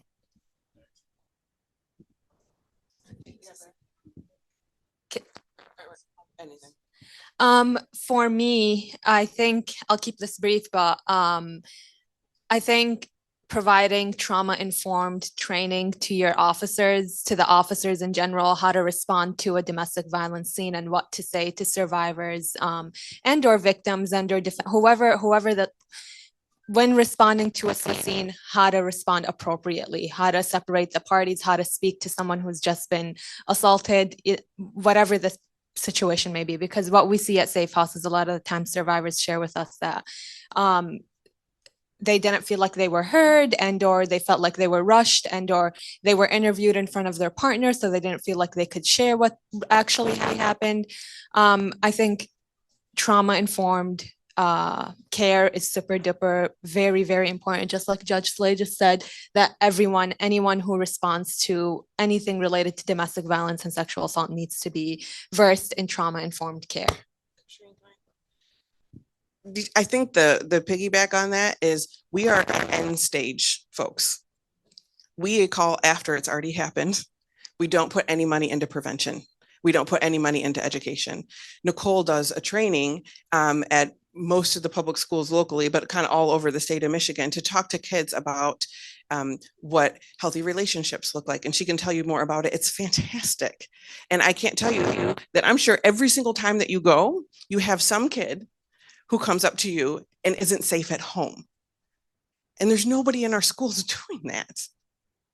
I mean, think about how big our school districts are, and there's nobody talking about this in the schools. So these kids aren't safe. And when the kids aren't safe, that reverberates for decades and generations. We need to, in Washtenaw County, we need to break the generational curse. We need to break them now. We need to be intentional about it. And part of that is protecting our babies and reaching out to them and knowing that they have an advocate, and knowing that they have someone that they can come to. And I have to say the vast majority, I'm an AAPS mama, and I know my kids are safe at home, but I can't say that the kids that they go to school with are. And trying to explain that, what it means to be an ally to my kids, it's a lot of onus on the little guys. We're adults. We need to step up and protect them. Call Nikki, my school board people, call Nikki. We need her in Ann Arbor. Ann Arbor Public Schools. So thank you for that shout out. Every high school I go into, I collect pre and post data. Every high school I've been in, and I just was at Jackson High School last week. I did presented to the entire high school, and they also had a 2-day curriculum ahead of me coming.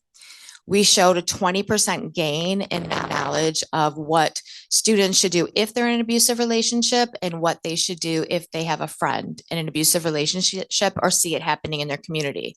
We also, every school I've been into, between 37 and 46% of students are reporting they are already victims of dating violence.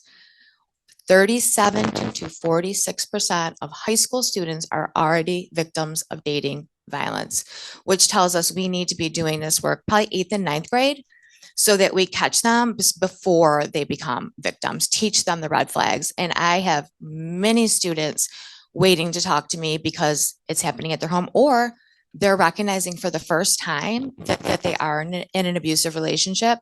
But also what was so beautiful in Jackson is I had 3 young men stay after to talk to me and say, I recognize that I am a perpetrator. I am doing the red flag behaviors. What can I do to change? Because I do not want to continue these behaviors. And to me, that is a huge victory.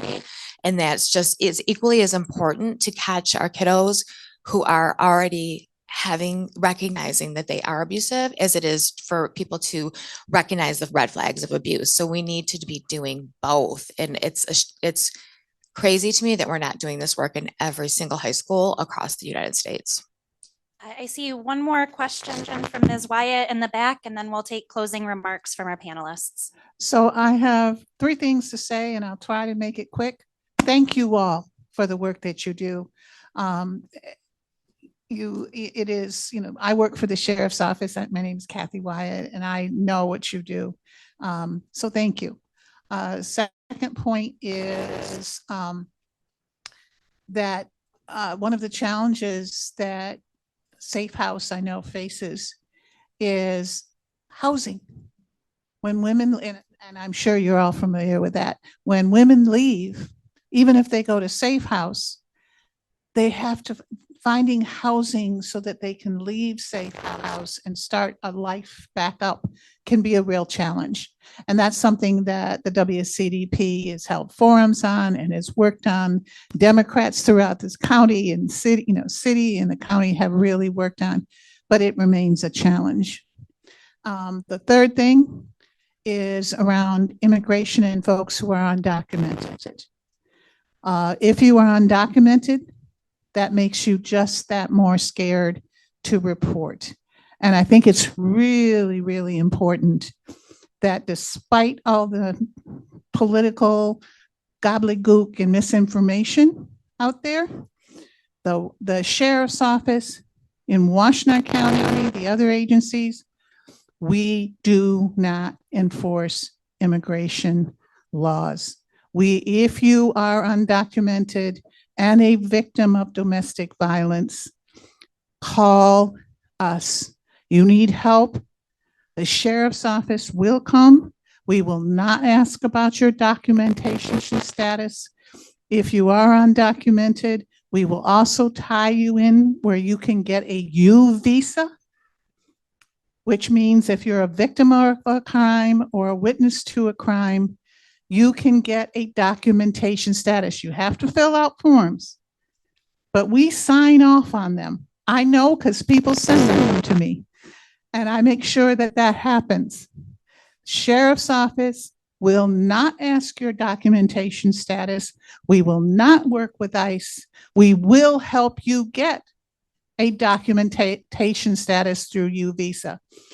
And to say otherwise hurts those who are undocumented in our community, and it particularly hurts undocumented victims of domestic violence. So I wanted to make that very clear what the sheriff's office does. And Derek knows, he and I have been involved in working around immigration issues and helping the most vulnerable in our community for years. But I wanted to, correct any mistakes or misinformation out there. Thank you. Ms. Wyatt. Can I just respond Yeah, really quickly absolutely. about the second point that you brought up, which is the housing? And I know you can speak. We do not have enough shelters. I hosted an event with AG Nessel last month, and I had 21 experts in the field, and we all were saying the same exact thing. We are sending people to Ohio. We are sending people to Indiana. I am calling as far as Marquette, Michigan, to try to find shelter for victims right here in Washtenaw County. There is no funding. There are no beds. Victims are being forced to choose between homelessness, which domestic violence is the #1 cause for homelessness for women and children in our country. So they can choose homelessness, or they can choose to stay with their perpetrators. If they have children, what do you think they're going to do? Either or, because if you're homeless, what risk do you have now? Protective services might get involved and take your children from you, right? So we are putting victims in a horrible position right now by not having resources. And I think our county has done an amazing and beautiful job of coming up with lots of funding to help offenders who are coming back into the community and supporting them. We have not done as good of a job for helping victims. And we need to come up with funding to help victims in our community at the same level of support and funding to help them survive, because it is truly a matter of survival.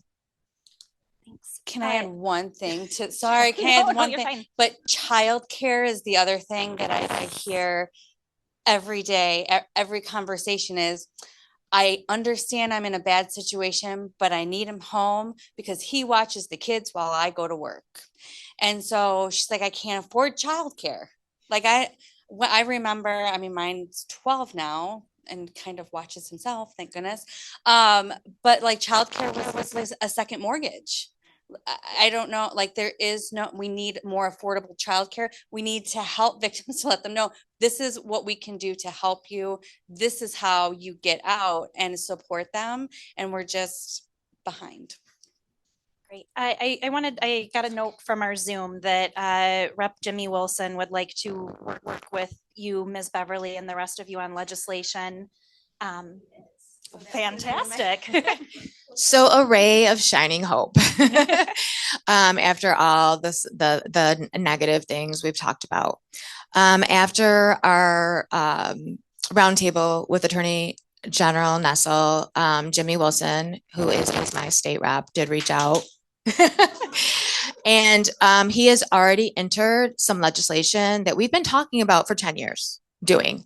It is in motion and we are going to need everyone's support to make this happen. So can I just tell you guys really quickly what it's going to be? One of the things is going to be dating violence prevention being mandatory in high schools across our state. Yes, personal protection order modifications, where we are putting the onus of the, when the personal protection order comes to an end, it will no longer be on the victims. It will not be their responsibility to file yet another motion to keep the protection order in place. The onus is going to be put on the perpetrator, and the perpetrator will have to file a motion to get the personal protection order removed. Those service fees will be on the perpetrator. And if they don't do it, the protection order will stay in place indefinitely, which seems like a no-brainer to me.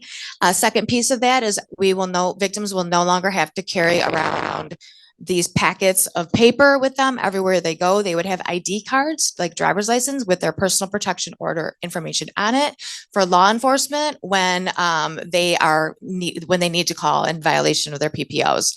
We are going to demand a look at sentencing guidelines in our state and make sure that victims of domestic violence and stalking and sexual assault at least have the same rights as animals in our state, and that the sentencing guidelines reflect harsher punishments.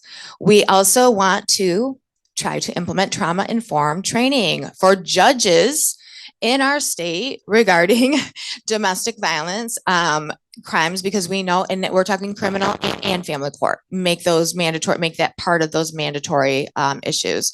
Also, we are doing a great job right now in Washtenaw County with lethality assessments, but we want them to be statewide. Lethality assessments occur when law enforcement get involved with victims of domestic violence, and they're asked a series of 13 to 14 questions that determines their risks for homicide. One of those questions is strangulation. That's already been discussed.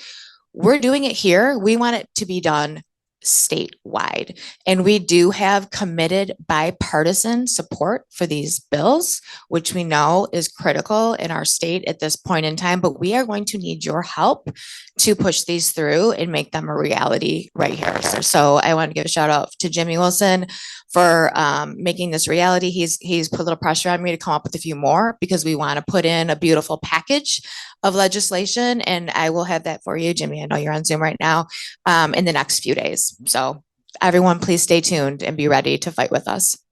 Thank you. And I am so sorry because there's so much more I would like to be able to talk about, but we are out of time for our panel. Our panelists have been wonderful. Thank you to all of you for making time this morning to talk to us. I sincerely appreciate it. I am sorry that we don't have more time to continue with this important topic. But there are lots of resources out there. SafeHouse has a lot of great resources. Ms. Beverly is pretty a good presence online to find. I also have a book out called Finding Nicole. I'm going to give a shout out.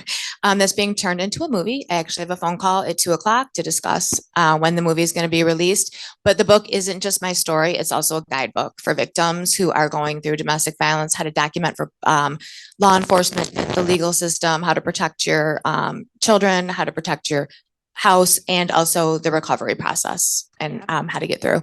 And if I could ask, and I'm sorry to put some more work on our panelists because they've been so great, but if you have any other resources that you would like the group to know about, if you don't mind just writing them on the whiteboard, whether it be websites, contacts, general ideas of how people can help, anything that we can document so that our membership has that would be very appreciated. I just do a shout out for SafeHouse. People ask how they people asked how they could donate or support financially. I mean, there's an organization, I looked up their page here. There's opportunities to donate there and extend their reach. Yeah. So They even have an Amazon wish list Yes. for the people in shelter for the items they need. So if you want like the most direct way to give something to a specific person who needs it, that is linked right on their website. Yes, thank you so much. We are always happy to accept any form of donation that anyone has for us and our survivors. Our website is pretty detailed on what we need, and you can always come to SafeHouse or even call us and talk to us about whatever it is, and we are more than happy to discuss with you around our needs. So thank you so much. Thank you all so much. I really appreciate it. If I could please get Morgan Foreman and Rima Mohammed to come up, we will hear from them next.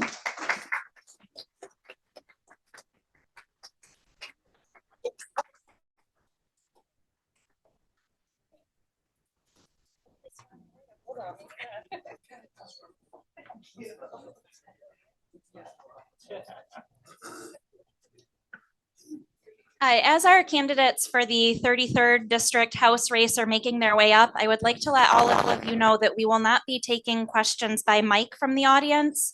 Instead, we will be taking written questions. So if you do have questions as this panel progresses, there will be note cards available. So if you all want to grab those, I think Eli has those there and you can grab one. He can bring you one.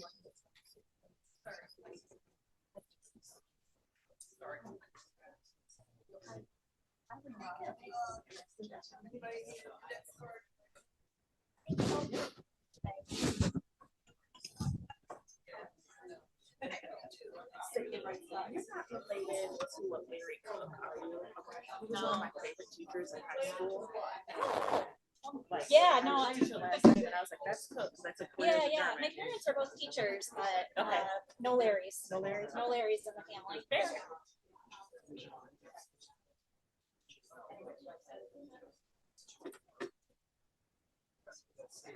Okay, if I could get everyone's attention, I would like to get going with our candidate panel.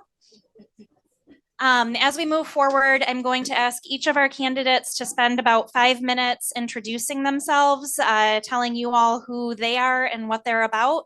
I have Tom up here with time cards to make sure that we are keeping things moving because I'm not very good at that on my own. So thank you, Tom. So the yellow means will be the 30-second warning, and then the red will be hard stop. Plus, I'll have my timer on my phone. Thank you. Awesome. All right, Ms. Foreman, if you'd like to take it away.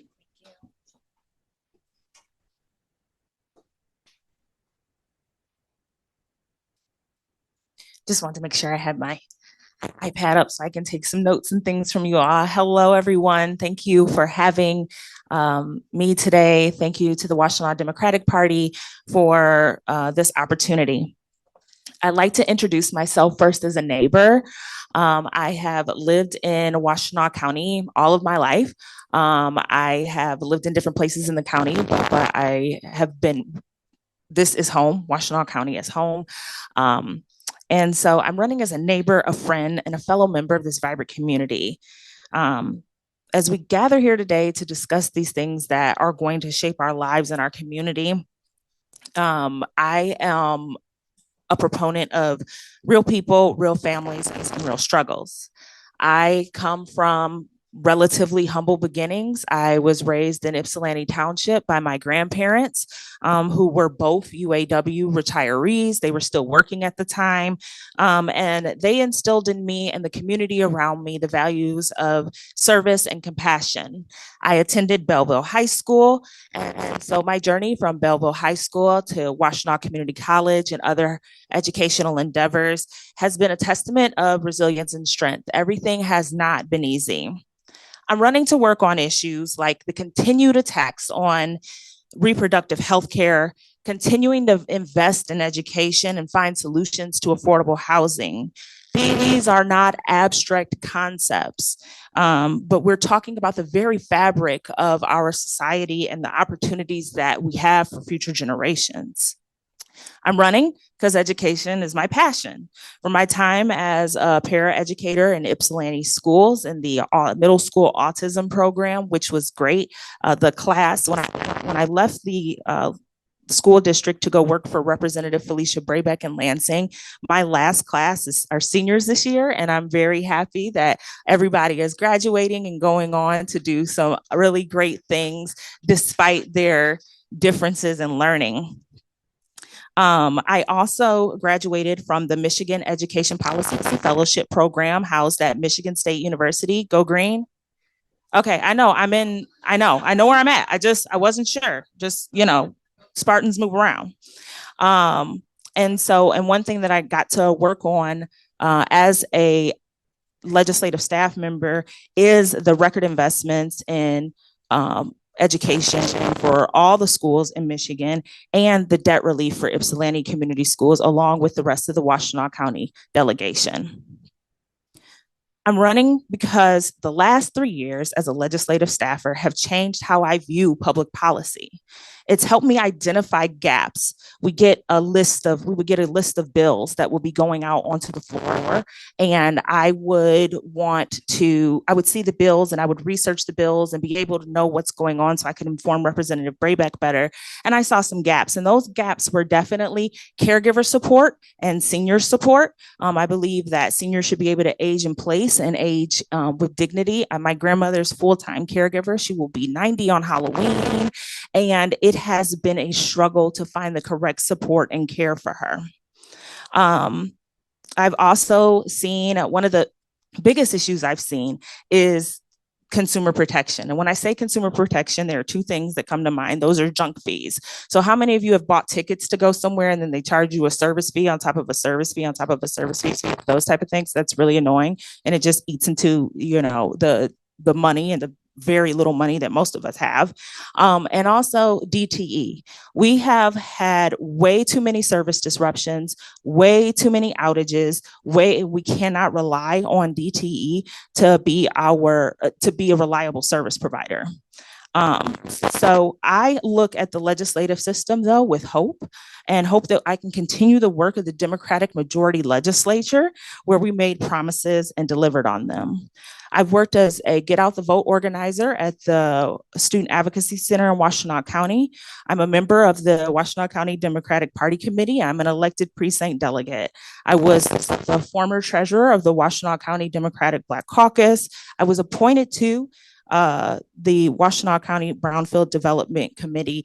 And so I've done a whole lot of things in the community to help make it a better place. And I think that going to Lansing and being able to continue to build on those relationships I've built there is what I need to do next to make sure that the residents of Southern Washtenaw County's voices are heard and that we get things done for the people here.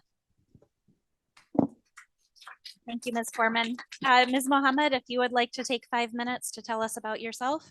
Yes. First of all, thank you so much for having me here. I wanted to start off first sharing my lived experiences, but also how did I get to where I am today? I came to this country as a refugee. I came, my parents came, and primarily to find a better life. I've been so lucky that I had mentors, I had teachers, I had community members that truly helped us live through poverty, live through racism, but also, was able to get out and was able to go to college and where I am today. So I wanted to give back to the community. I wanted, to make it my life mission to be a public servant and to really give back. And that's why I went into healthcare. I'm a pharmacist. I have seen firsthand how increase in drug prices have impacted people's lives, where they have to choose between what drug they're going to be able to afford. I have taken care of patients directly. I've worked with nurses. I've worked with physicians and other healthcare members. So I've seen firsthand, the real impact. I've also just, wanted to be an educator. I'm a professor at University of Michigan, College of Pharmacy. But you know what, why I wanted to go into this profession, because I wanted to be able to mentor the future generation. I wanted to be able to guide those, especially those that are the most marginalized and vulnerable. I also wanted to see how can we, make sure that people are going into, post-secondary education and be able to make the most out of it. And then, more recently, I've served and I'm currently serving as a trustee for the Ann Arbor Public School Board. The biggest passion and why I went into this is because I did see the effects of the pandemic on our kids and our families. I've saw, big achievement gaps that are happening.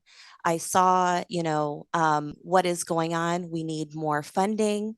Mental health is a big problem. And it's affecting our teens, and it's affecting our families. And primarily, with all of these issues, it is impacting, again, the more marginalized and vulnerable communities. So I made it my life mission to give back to the community that gave back. And that's why, seeing a lot of these issues made me, decide to run for Michigan State representative, because I do believe that I have the skill set, I have the lived experiences, I have the real world experiences to be able to help address a lot of these challenges that are impacting all of us. So I'm hoping that I can bring the voices of the people. It involves every one of us. And I do believe that my lived experiences makes me a strong community leader. So that's why I'm running. Thank you. I have a question for both of you from the audience. With any new job, there's going to be a learning curve. What will each of you do to learn how to be a strong and effective representative for your district? Ms. Mohammed, would you take that first? 2 minutes. Thank you, Tom. Yeah, so first of all, and I'm sorry, I'm kind of losing my voice. I'm dealing with a cold, so I'll try to speak louder. So first of all, I think what's important is first defining what a strong leader is. For me, it's very important to be a listener first. You have to go to the community and hear where the needs are. So that's something that is very, very important. That should be the most crucial step for a strong leader. Definitely there has to be involving key stakeholders is very, very crucial in every decision that is being made. Also, it's very important that for a strong leader to be able to be very informed. And actually, I believe that having these, real world experiences is very important, but also being humble and saying, I don't know every single area. I know what my strengths are, but it's important to go to those experts and learn in areas that is potentially some weaknesses and things that I need to learn. So you have to be humble as a leader. So I think the biggest thing is just, staying committed to those characteristics and those values to be able to be a strong leader. Thank you for this question. One of the things that I first learned when I got to Lansing was that it runs on relationships. And one thing that I've tried to do is build the relationships and build healthy relationships with people and everybody in every space in Lansing, from the people in the mailroom who graciously would send out all of the packages that I needed to send out, to lobbyists, to leadership. Every job does have a learning curve, and I'm willing to learn, and I'm willing to sit with other people who've done this before. Of course, I have two really great friends that have been legislators, and I will be seeking their support and mentorship. They have been support and mentorship even as a staff member. Staff gets put into situations sometimes where we do have to go and be the voice for our bosses, or in my case, my former boss. We have to go and into the community and talk, and we are leaders as well. The other thing that I will do, that I've done in Lansing, which was really integral, is for about a year or so, the Legislative Black Caucus didn't have an executive director. Representative Brabec was the secretary, and I kind of took on a lot of the leadership role in getting some programs and things done that the Legislative Black Caucus needed. And what that allowed me to do was build relationships with other legislators across the state and to learn their issues and everything. So I think it's just really about building relationships, learning, and leaning on your mentors. Thank you. Both of you throughout your personal lives and professional careers have shown a commitment to supporting public education. Governor Whitmer has prioritized making pre-K through community college universally available. What gaps do you see in our education system, and what do you propose as solutions? Ms. Foreman, if you could speak a bit to that first. Education is very important to me. When I was in the chambers of the legislature during the State of the State, I was so excited to hear about the universal pre-K program. I've seen firsthand the differences that universal pre-K does, or pre-K just does, for students and their education and their long-term growth. What I have heard, though, from some of the people who are in the pre-K system, I'm a chart health policy fellow right now. And just this past week, we went down to Brightmoor to development centers and Children of the Rising Sun. And they were saying that their only fear is implementation, sustainability, and workforce development. And they are afraid that it will, of course, it will help educate and make education better for children and help them grow. But they already have a workforce shortage. They already are paying very low, I think at $16 an hour. So my solution to that would be to invest into the workforce development by helping them get paid more, because I think they're reimbursed at like $8 or something per child, and then they have to pay $8 of that $16 out to staff. And then I will work to, help put people through these early childhood education training programs, so that we can develop a workforce that is willing to help shape the minds of our littlest Michiganders. Thank you. And Ms. Mohammed? Same question, if you could speak to. Can you repeat the question? Yeah, sure. So I am looking to know how you view the goal of having universal pre-K through post-high school education available, and what gaps and solutions you see for that system. Okay, so I think there's definitely, as a trustee for the Ann Arbor Public School Board, I've seen firsthand the impact of as far as the good things that are happening, but also the gaps that we are seeing in our public schools. This is one of my biggest priority is education, and especially pre-K for all, as well as post-secondary education. Some of the gaps that I've seen is definitely in trying, teacher shortages. I think we need to get more and more teachers, especially in pre-K early childhood education, into this field. It's wonderful that, we, at the state level pass more funding for pre-K, but if we don't have the people on the ground, it's very, very hard to implement. So definitely we need to figure out a way to have, either through providing more loan relief or more incentives for teachers and educators to go into this field. So that's, that is one of the big problems that I've seen, firsthand. Also, making it, pre-K truly accessible. You really cannot have it at one or two schools. If it's going to be available, it has to be available at all schools. So those are some things that I see as far as gaps is implementation and access. Thank you, Ms. Mohammed. I'm going to keep the mic with you for a moment. I have a question from the audience asking about your service as a trustee. What things do you think could be improved on, and what things are you particularly proud of?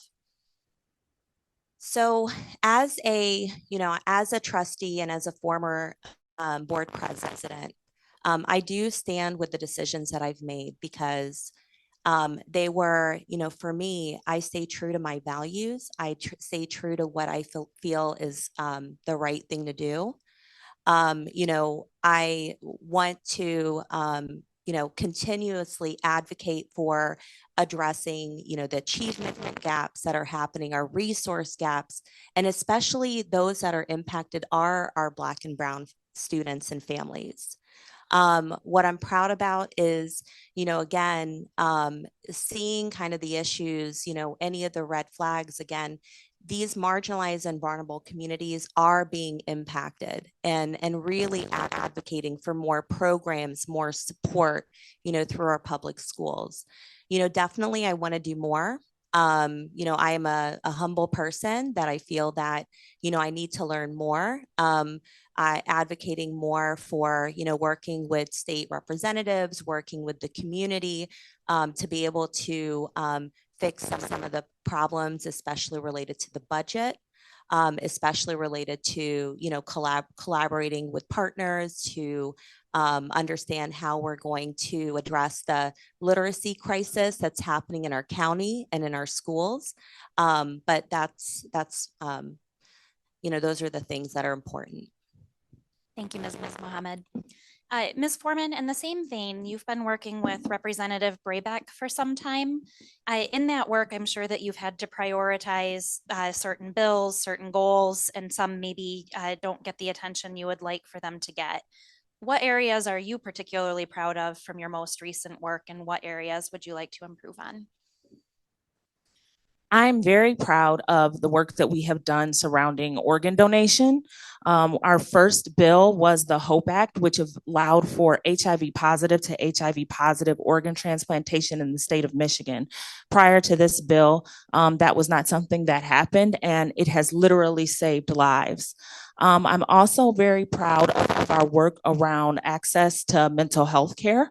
And I'm very proud of our work to ban conversion therapy in the state of Michigan. Those were three things that I really am proud of. The other is that while we were doing a lot of work around mental health care, we are not able to get some things through. So I'm hoping that I can go back to Lansing and work on some of those things and work on them with her if she comes back in 2 years. But that's just like parity, and that's, having mental health care paid for at the same rate as healthcare. And that is really important because we don't invest in preventative mental health care measures. We invest after a mental health care crisis. And things can be prevented from getting to that crisis point if we would simply just invest before a person, when a person is in that acute space, before they get to a severe space. So that's something that I wish that we could have gotten across the line. Also, just quickly, and you can look this up and talk with her about it, was student sudden cardiac arrest. We've lost students to having, cardiac arrest issues while they're playing sports, and, putting defibrillators in schools that are accessible. When I worked at Ipsy schools, the gym was in the back, the defibrillator was at the front door. That's too far to go to save a life. Thank you. You heard earlier, Ms. Wyatt touched on access to housing be an issue for domestic violence survivors, but it is an issue broadly. If you could please speak, Ms. Foreman, what will you do to bring in more affordable housing to your district if elected? So housing is something that is just deeply personal to me as I look around the county and I'm looking for a property to buy or things like that. It's just, as the saying goes, the rent is too damn high. And I'm sorry if y'all got offended by damn, but that's just me. So it's a significant issue that affects everyone. Everybody needs to have sustainable, livable, comfortable housing. I think that that's a right. And so in my experience, we need, it's like a public-private partnership. So we need more government funding towards housing. And it seems like affordable housing has become dirty. That's not, nobody's trying to say that there's anything wrong with making housing affordable or the people who need to access housing vouchers or anything like that. One thing that is a personal value of mine is that nothing is wrong with people inherently because they are poor. There is nothing wrong with a person because they are poor.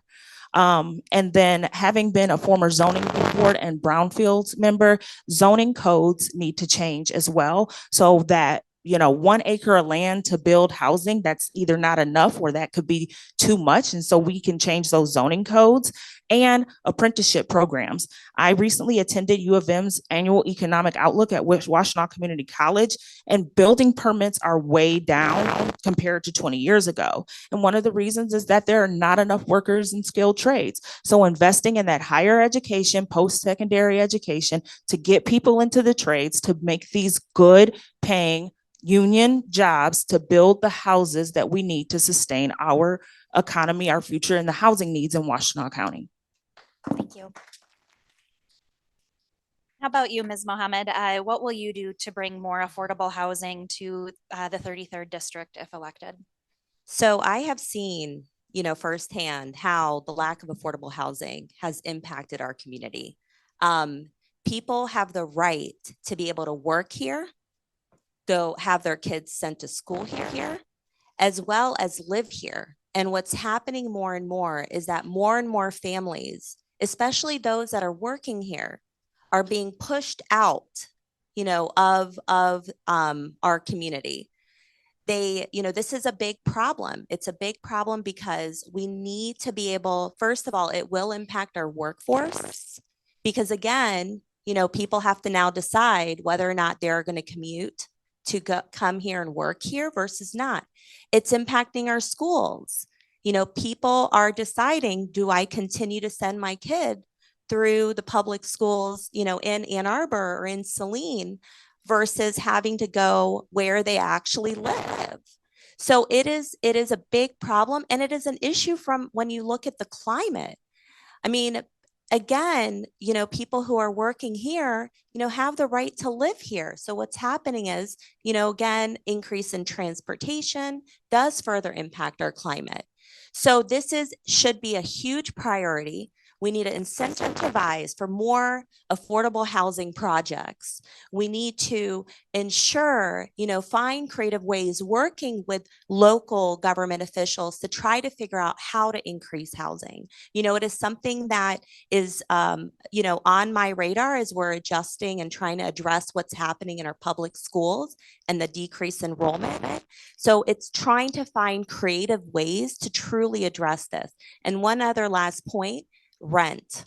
So it's not just about buying houses, it's also about rent.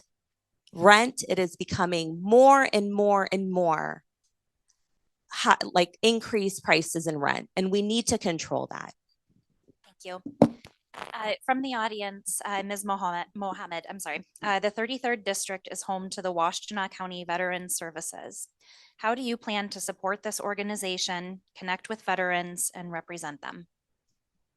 So I have worked, so when I was in pharmacy school, I have worked closely at one of the VAs and have taken care of patients who are veterans, have seen the impact of, what they go through, trying to figure out and struggle to, take care of the day-to-day things, as well as their health care, as well as, their again, livelihood. And for me, the biggest thing is, these are very vulnerable community members that provided service to our country. We need to, work with them to provide, better mental health, access to mental health, provide better health care, provide housing, provide support. So definitely working with the veterans that, again, need the most support. Thank you. Same question to you, Ms. Foreman. How would you better support the veterans organization, connect with veterans, and assist those folks? I appreciate veterans so much. My grandfather was a World War II veteran, and my uncle is a Vietnam War veteran. And so I have seen on both sides of these wars and what happens. I have peers that have come back from Iraq. And so one thing that I would love to work on and support with and learn from, because I don't know every issue. I'm not afraid to say I don't know. So I want to work on the mental health care for veterans. I have talked to a couple of veterans advocacy agencies about veteran suicide. A good friend of mine was the former director of the MVAA. And so I would, talk with him and learn from him and see how we can better support veterans. I don't think it burns me up to see veterans suffering when they have given a lot of sacrifice to this country. And I think some type of programming, federal and state, we need to work with to combine resources to begin to support our veterans better, because we have veterans in every generation. We have the greatest generation that still has veterans. We have Gen X, Gen Millennials. All these generations have veterans, and we're fighting that have fought for our country. And I think it's despicable, actually, that we see so many of them homeless, hungry, and hurting. And there needs to be investment in that. So I would love to hear from the veterans community on what they really need, because if I hear from them and I can learn from them, then I can go advocate for them in the best way possible. Thank you. Our state is the Great Lakes state. Our motto is, if a pleasant peninsula is what you seek, look about you. Access to water and keeping our water clean is very important to us as Michiganders. What policies do you support to ensure continued access to clean drinking water and to continue to protect the safety of our water, specific to your district and the state broadly? If you could take it first, Ms. Foreman. We've seen the devastating impact that the Flint water crisis had, not only on Flint, but on our entire state. There's a certain amount of fear that can we trust our drinking water?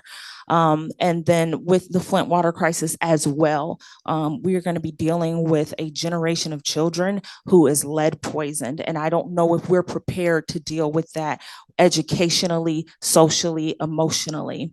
So I will do everything that I can do to sustain our rights to healthy, clear, reliable drinking water.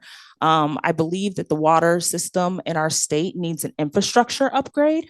And we need to look at upgrading our infrastructures in this state, not just water, I mean, everywhere, bridges, all of that. That will help people want to stay here. I know that there are local environmental issues with pollution. So I'd like to hear from the people in that space, again, learning.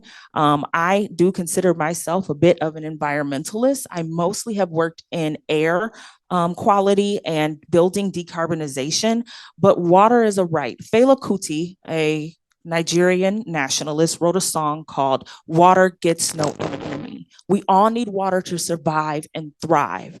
One of the lines, unfortunately, says, if water even killed your child, you're still going to use water. So we need to prioritize the investments in the state infrastructure for water safety, so that we can drink, bathe, swim, do whatever we need to do. I will say this though, I have family that comes from out of the state a lot, and they love to drink our tap water because it's so fresh. My aunt from California, she loves to come and get a glass of tap water because it is just so fresh to her. So we're doing good, but we can always do better. Thank you. And Ms. Mohammed, what policies do you support to ensure continued access to clean water for the 33rd? So first of all, clean water, clean, clear water is a basic human right. We have to make this a priority. And it doesn't matter where you live, your socioeconomic status does not matter. You should have the right to drink clear water. I'm seeing the impact, especially the health impact of the waters when they are polluted. It is very important that we look at, again, seeing what's happening at in Flint. we have to update our infrastructure, especially getting rid of lead pipes, also getting rid of cancer-causing chemicals that are happening in our waters. But also, you know, as a pharmacist, you know, there is that concern that there are other chemicals that we need to test that are in our waters that we don't know. And that includes pharmaceutical, you know, drugs. People flushing, you know, their medications down the toilet does impact us, people flushing. So we need to do more testing. So supporting policies for more testing, supporting policies and supporting funding to change our infrastructure. And again, if you think of clean water, you know, who is the most impacted are our small and disadvantaged communities. We can't, you know, we have to think of the rural communities. We have to think about these marginalized communities that are being impacted the most because their water is not clean. So supporting those policies for more testing, holding corporations, corporate organizations accountable, especially for polluting our waters, as well as changing the infrastructure. Thank you, Ms. Mohammed. I'm going to have you keep the mic. Last year, Governor Whitmer signed a package of bills into law targeting 100% clean energy by 2040. But the legislation did not have a provision allowing residents to subscribe to community solar for energy credits. Additionally, current state laws cap the amount of energy utilities are required to purchase from customers generating their own electricity. What policies would you support to encourage a transition to clean energy? So definitely, you know, I think it's important, especially because of the climate change, that we do invest in clean energy. It is impacting all of us.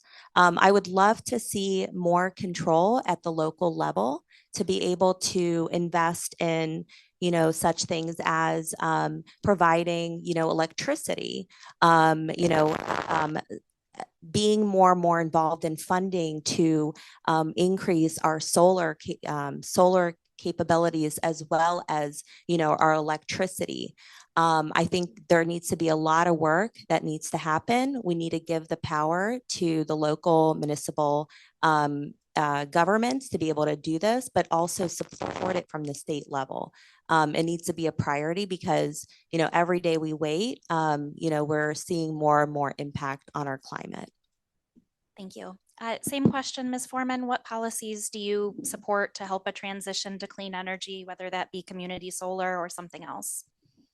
So I think this is fascinating, especially given as I've talked about, the DTE issues that we've had in our community. That's something that I heard a lot of constituents writing into our office about. So I'm not sure what the answer is, especially for Washtenaw County. It could be a SEU, which is a sustainable energy unit, but also with some of the bills in the bill package, it did leave a bad taste in people's mouths. And while I may have agreed with some of the bills, one thing that I was even looking at was solar panels. But why are they $50,000? You know, like, we should be able to install solar panels in our home to preserve our energy and keep that energy for ourselves, and not be, I think there's a very small reimbursement rate. They buy the energy off of you. But we should be able to keep the energy into our house or into our neighborhood where we want to share that energy and keep that there. But it shouldn't cost a normal person $50,000 to install solar panels. That's ridiculous. So those policies, we should really work on, and like looking at some things and maybe making some amendments. I also think that power, just like water, is a right. We live in a much more electrified society. I joke sometimes that I would love an electric vehicle, but because I forget to charge my phone, I do not need to have the responsibility of plugging in a car. But we should be able to rely on power and have some type of sustainable power. And pushing the state towards being innovative is great for the state. It's great for the county. I think Washtenaw County is a leader in that. So, and some of those decisions will be made by city council council and what they want to do with power here and sustainable utilities. But I think that we just support what the governor wants to do. Thank you. We have reached the end of our time for questions. Ms. Mohammed, if you would like to give a 3-minute closing statement to just wrap up and let everyone know what you're all about. And then Ms. Foreman, I will give you the same opportunity. I will also note, I have a note from someone out about a postcard campaign. If you want to come up when we're done and let us know what that's about so that I don't misstate what you've written, I don't want to summarize it incorrectly. All right, go ahead, Ms. Mohammed. So again, thank you all for being here and listening to us. So I truly believe that my lived experiences, as a refugee, as, someone who lived through poverty, as a healthcare worker who's seen firsthand the impact of our healthcare system, lack of access to healthcare, drug prices, insurance issues, as a educator, especially when seeing, the impact of how expensive, post-secondary education is, why it's important for us to look at, trade schools, and also, seeing, that more and more, we need more affordable and accessible education.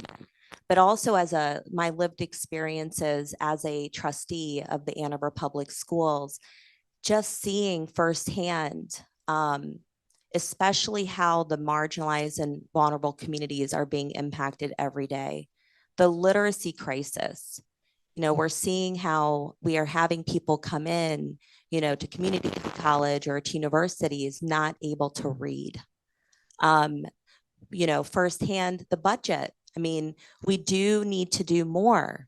We are not funding our schools enough. But as well as, again, seeing the achievement gaps that we're seeing. So I truly believe that, again, my lived experiences do bring, these skills, the experience to be a strong community leader in this role. And again, seeing firsthand those real world problems and dealing with them. And I really, truly hope that I'm able to, again, talk to the community. I think that all decisions involve every one of us. I believe that, having these relationships and partnerships with all stakeholders is crucial. So I truly hope that I'm able to be that strong voice in Lansing and hopefully make some change. Thank you. And to close us out, Ms. Foreman, go ahead. Again, thank you all for being here today. As we look to what is our future, I'm eager to continue this vital work, ensuring that our communities' needs are met and our voices are heard. I'd like to continue to build a brighter future for all residents of Southern Washtenaw County. I'm proud of my track record as a staffer in the legislature. I had a very great mentor and boss who was able to take her previous experience and get things done. And that's what I want to do. I have a lot of lived experiences. I have gone through so much in my life. If I told you my story, you would wonder why I'm still standing and sitting here and still wanting to help people. But that's what I want to do. I want to help everyone. I want to help the least of these. I want to help everybody have a successful, happy, sustainable life. One thing I didn't get to mention that I'm very proud of, and this just shows experience and how relationships matter. A community organization that I'm a part of applied for a grant in the legislature. And I didn't personally work on it. It went through another office, but I was able to go and advocate with them and stand with them. And we were able to get the grant that we needed to continue the community service work that we did. It serves Detroit, but it also serves the greater state of Michigan. And that was a really proud moment for me because I knew that I was respected by my colleagues, my mentors, my members to get the things done. And that's what I want to continue to do. Work, listen, invest, solve problems, and hopefully continue to bring home wins for Washtenaw County. Thank you both so much for your time. Really appreciate it. You are free to go. I've got a quick announcement on a postcard campaign, and then I believe Eli has an announcement, but thank you again so much for your time this morning. Hi. I'm Joanne, and I'm Diane Massell. and we're with the Washtenaw Dems, but I am holding today at the Washtenaw Democratic Party a postcard group, okay, from moveon.org. And I'll just read to you. It's easier to read it than, okay. I need people to help fill them out. I have 300 of them. They're already stamped. They already have addresses. I just need you to put down what they're asking for today.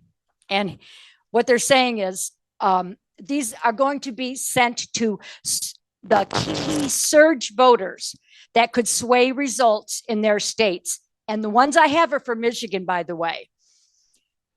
These surge voters likely haven't decided whether they plan to vote this year. So we're reminding them of the stakes and why their vote makes a difference on such things as reproductive rights, climate change, healthcare, and more.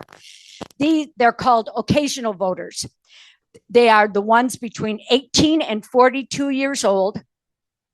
They likely began voting after Trump was elected in 2016 and tend to be motivated by issues and the threat that Trump and MAGA pose to our freedoms. Now, they're going to be doing this for the rest of until the election. And they give us the postcards. So I'm hoping that I can get this started and we can do it every single month. But right now, I need people today from 1 to 3 at 418 West Michigan Avenue at the Washtenaw Democratic office to help fill these out. So if you have any questions with me, please just find me. And then now Diane's going to say something. Yes, I just wanted to mention my co-chair Vince, Ellie, and I are a visibility team, and we have a gazillion events coming up throughout the community: May, June, July, August, September. You'll find it in the newsletter. There's a list of the current events from May through June, where we go out into the community. We speak to voters. We table. We march in parades. We're there throughout Washtenaw County to reach people who don't come to these meetings, who we need to kind of energize and mobilize. So look in the newsletter or come see me after the meeting. Thank you. I just want to keep you for another 60 seconds. I want to let you know there's going to be a special WCDP panel on Sunday morning, May 19th from 10 to 12 with Hill Harper and Nasser Beydoun, both candidates for the US Senate seat in Michigan. We did try to get Elisa Slotkin to come. Unfortunately, that was not successful. So there'll be more information about that in the WCDP messaging over the next few weeks. And the next regular meeting, Saturday, June 1st, this regular time and place, we'll have panels from the Washtenaw County Board of Commissioners races in districts 5 and 6. So that's seats currently held by Annie Somerville and Justin Hodge. Those are both contested. So we will have both panels that day, Saturday, June 1st. Thank you very much. Meeting is adjourned.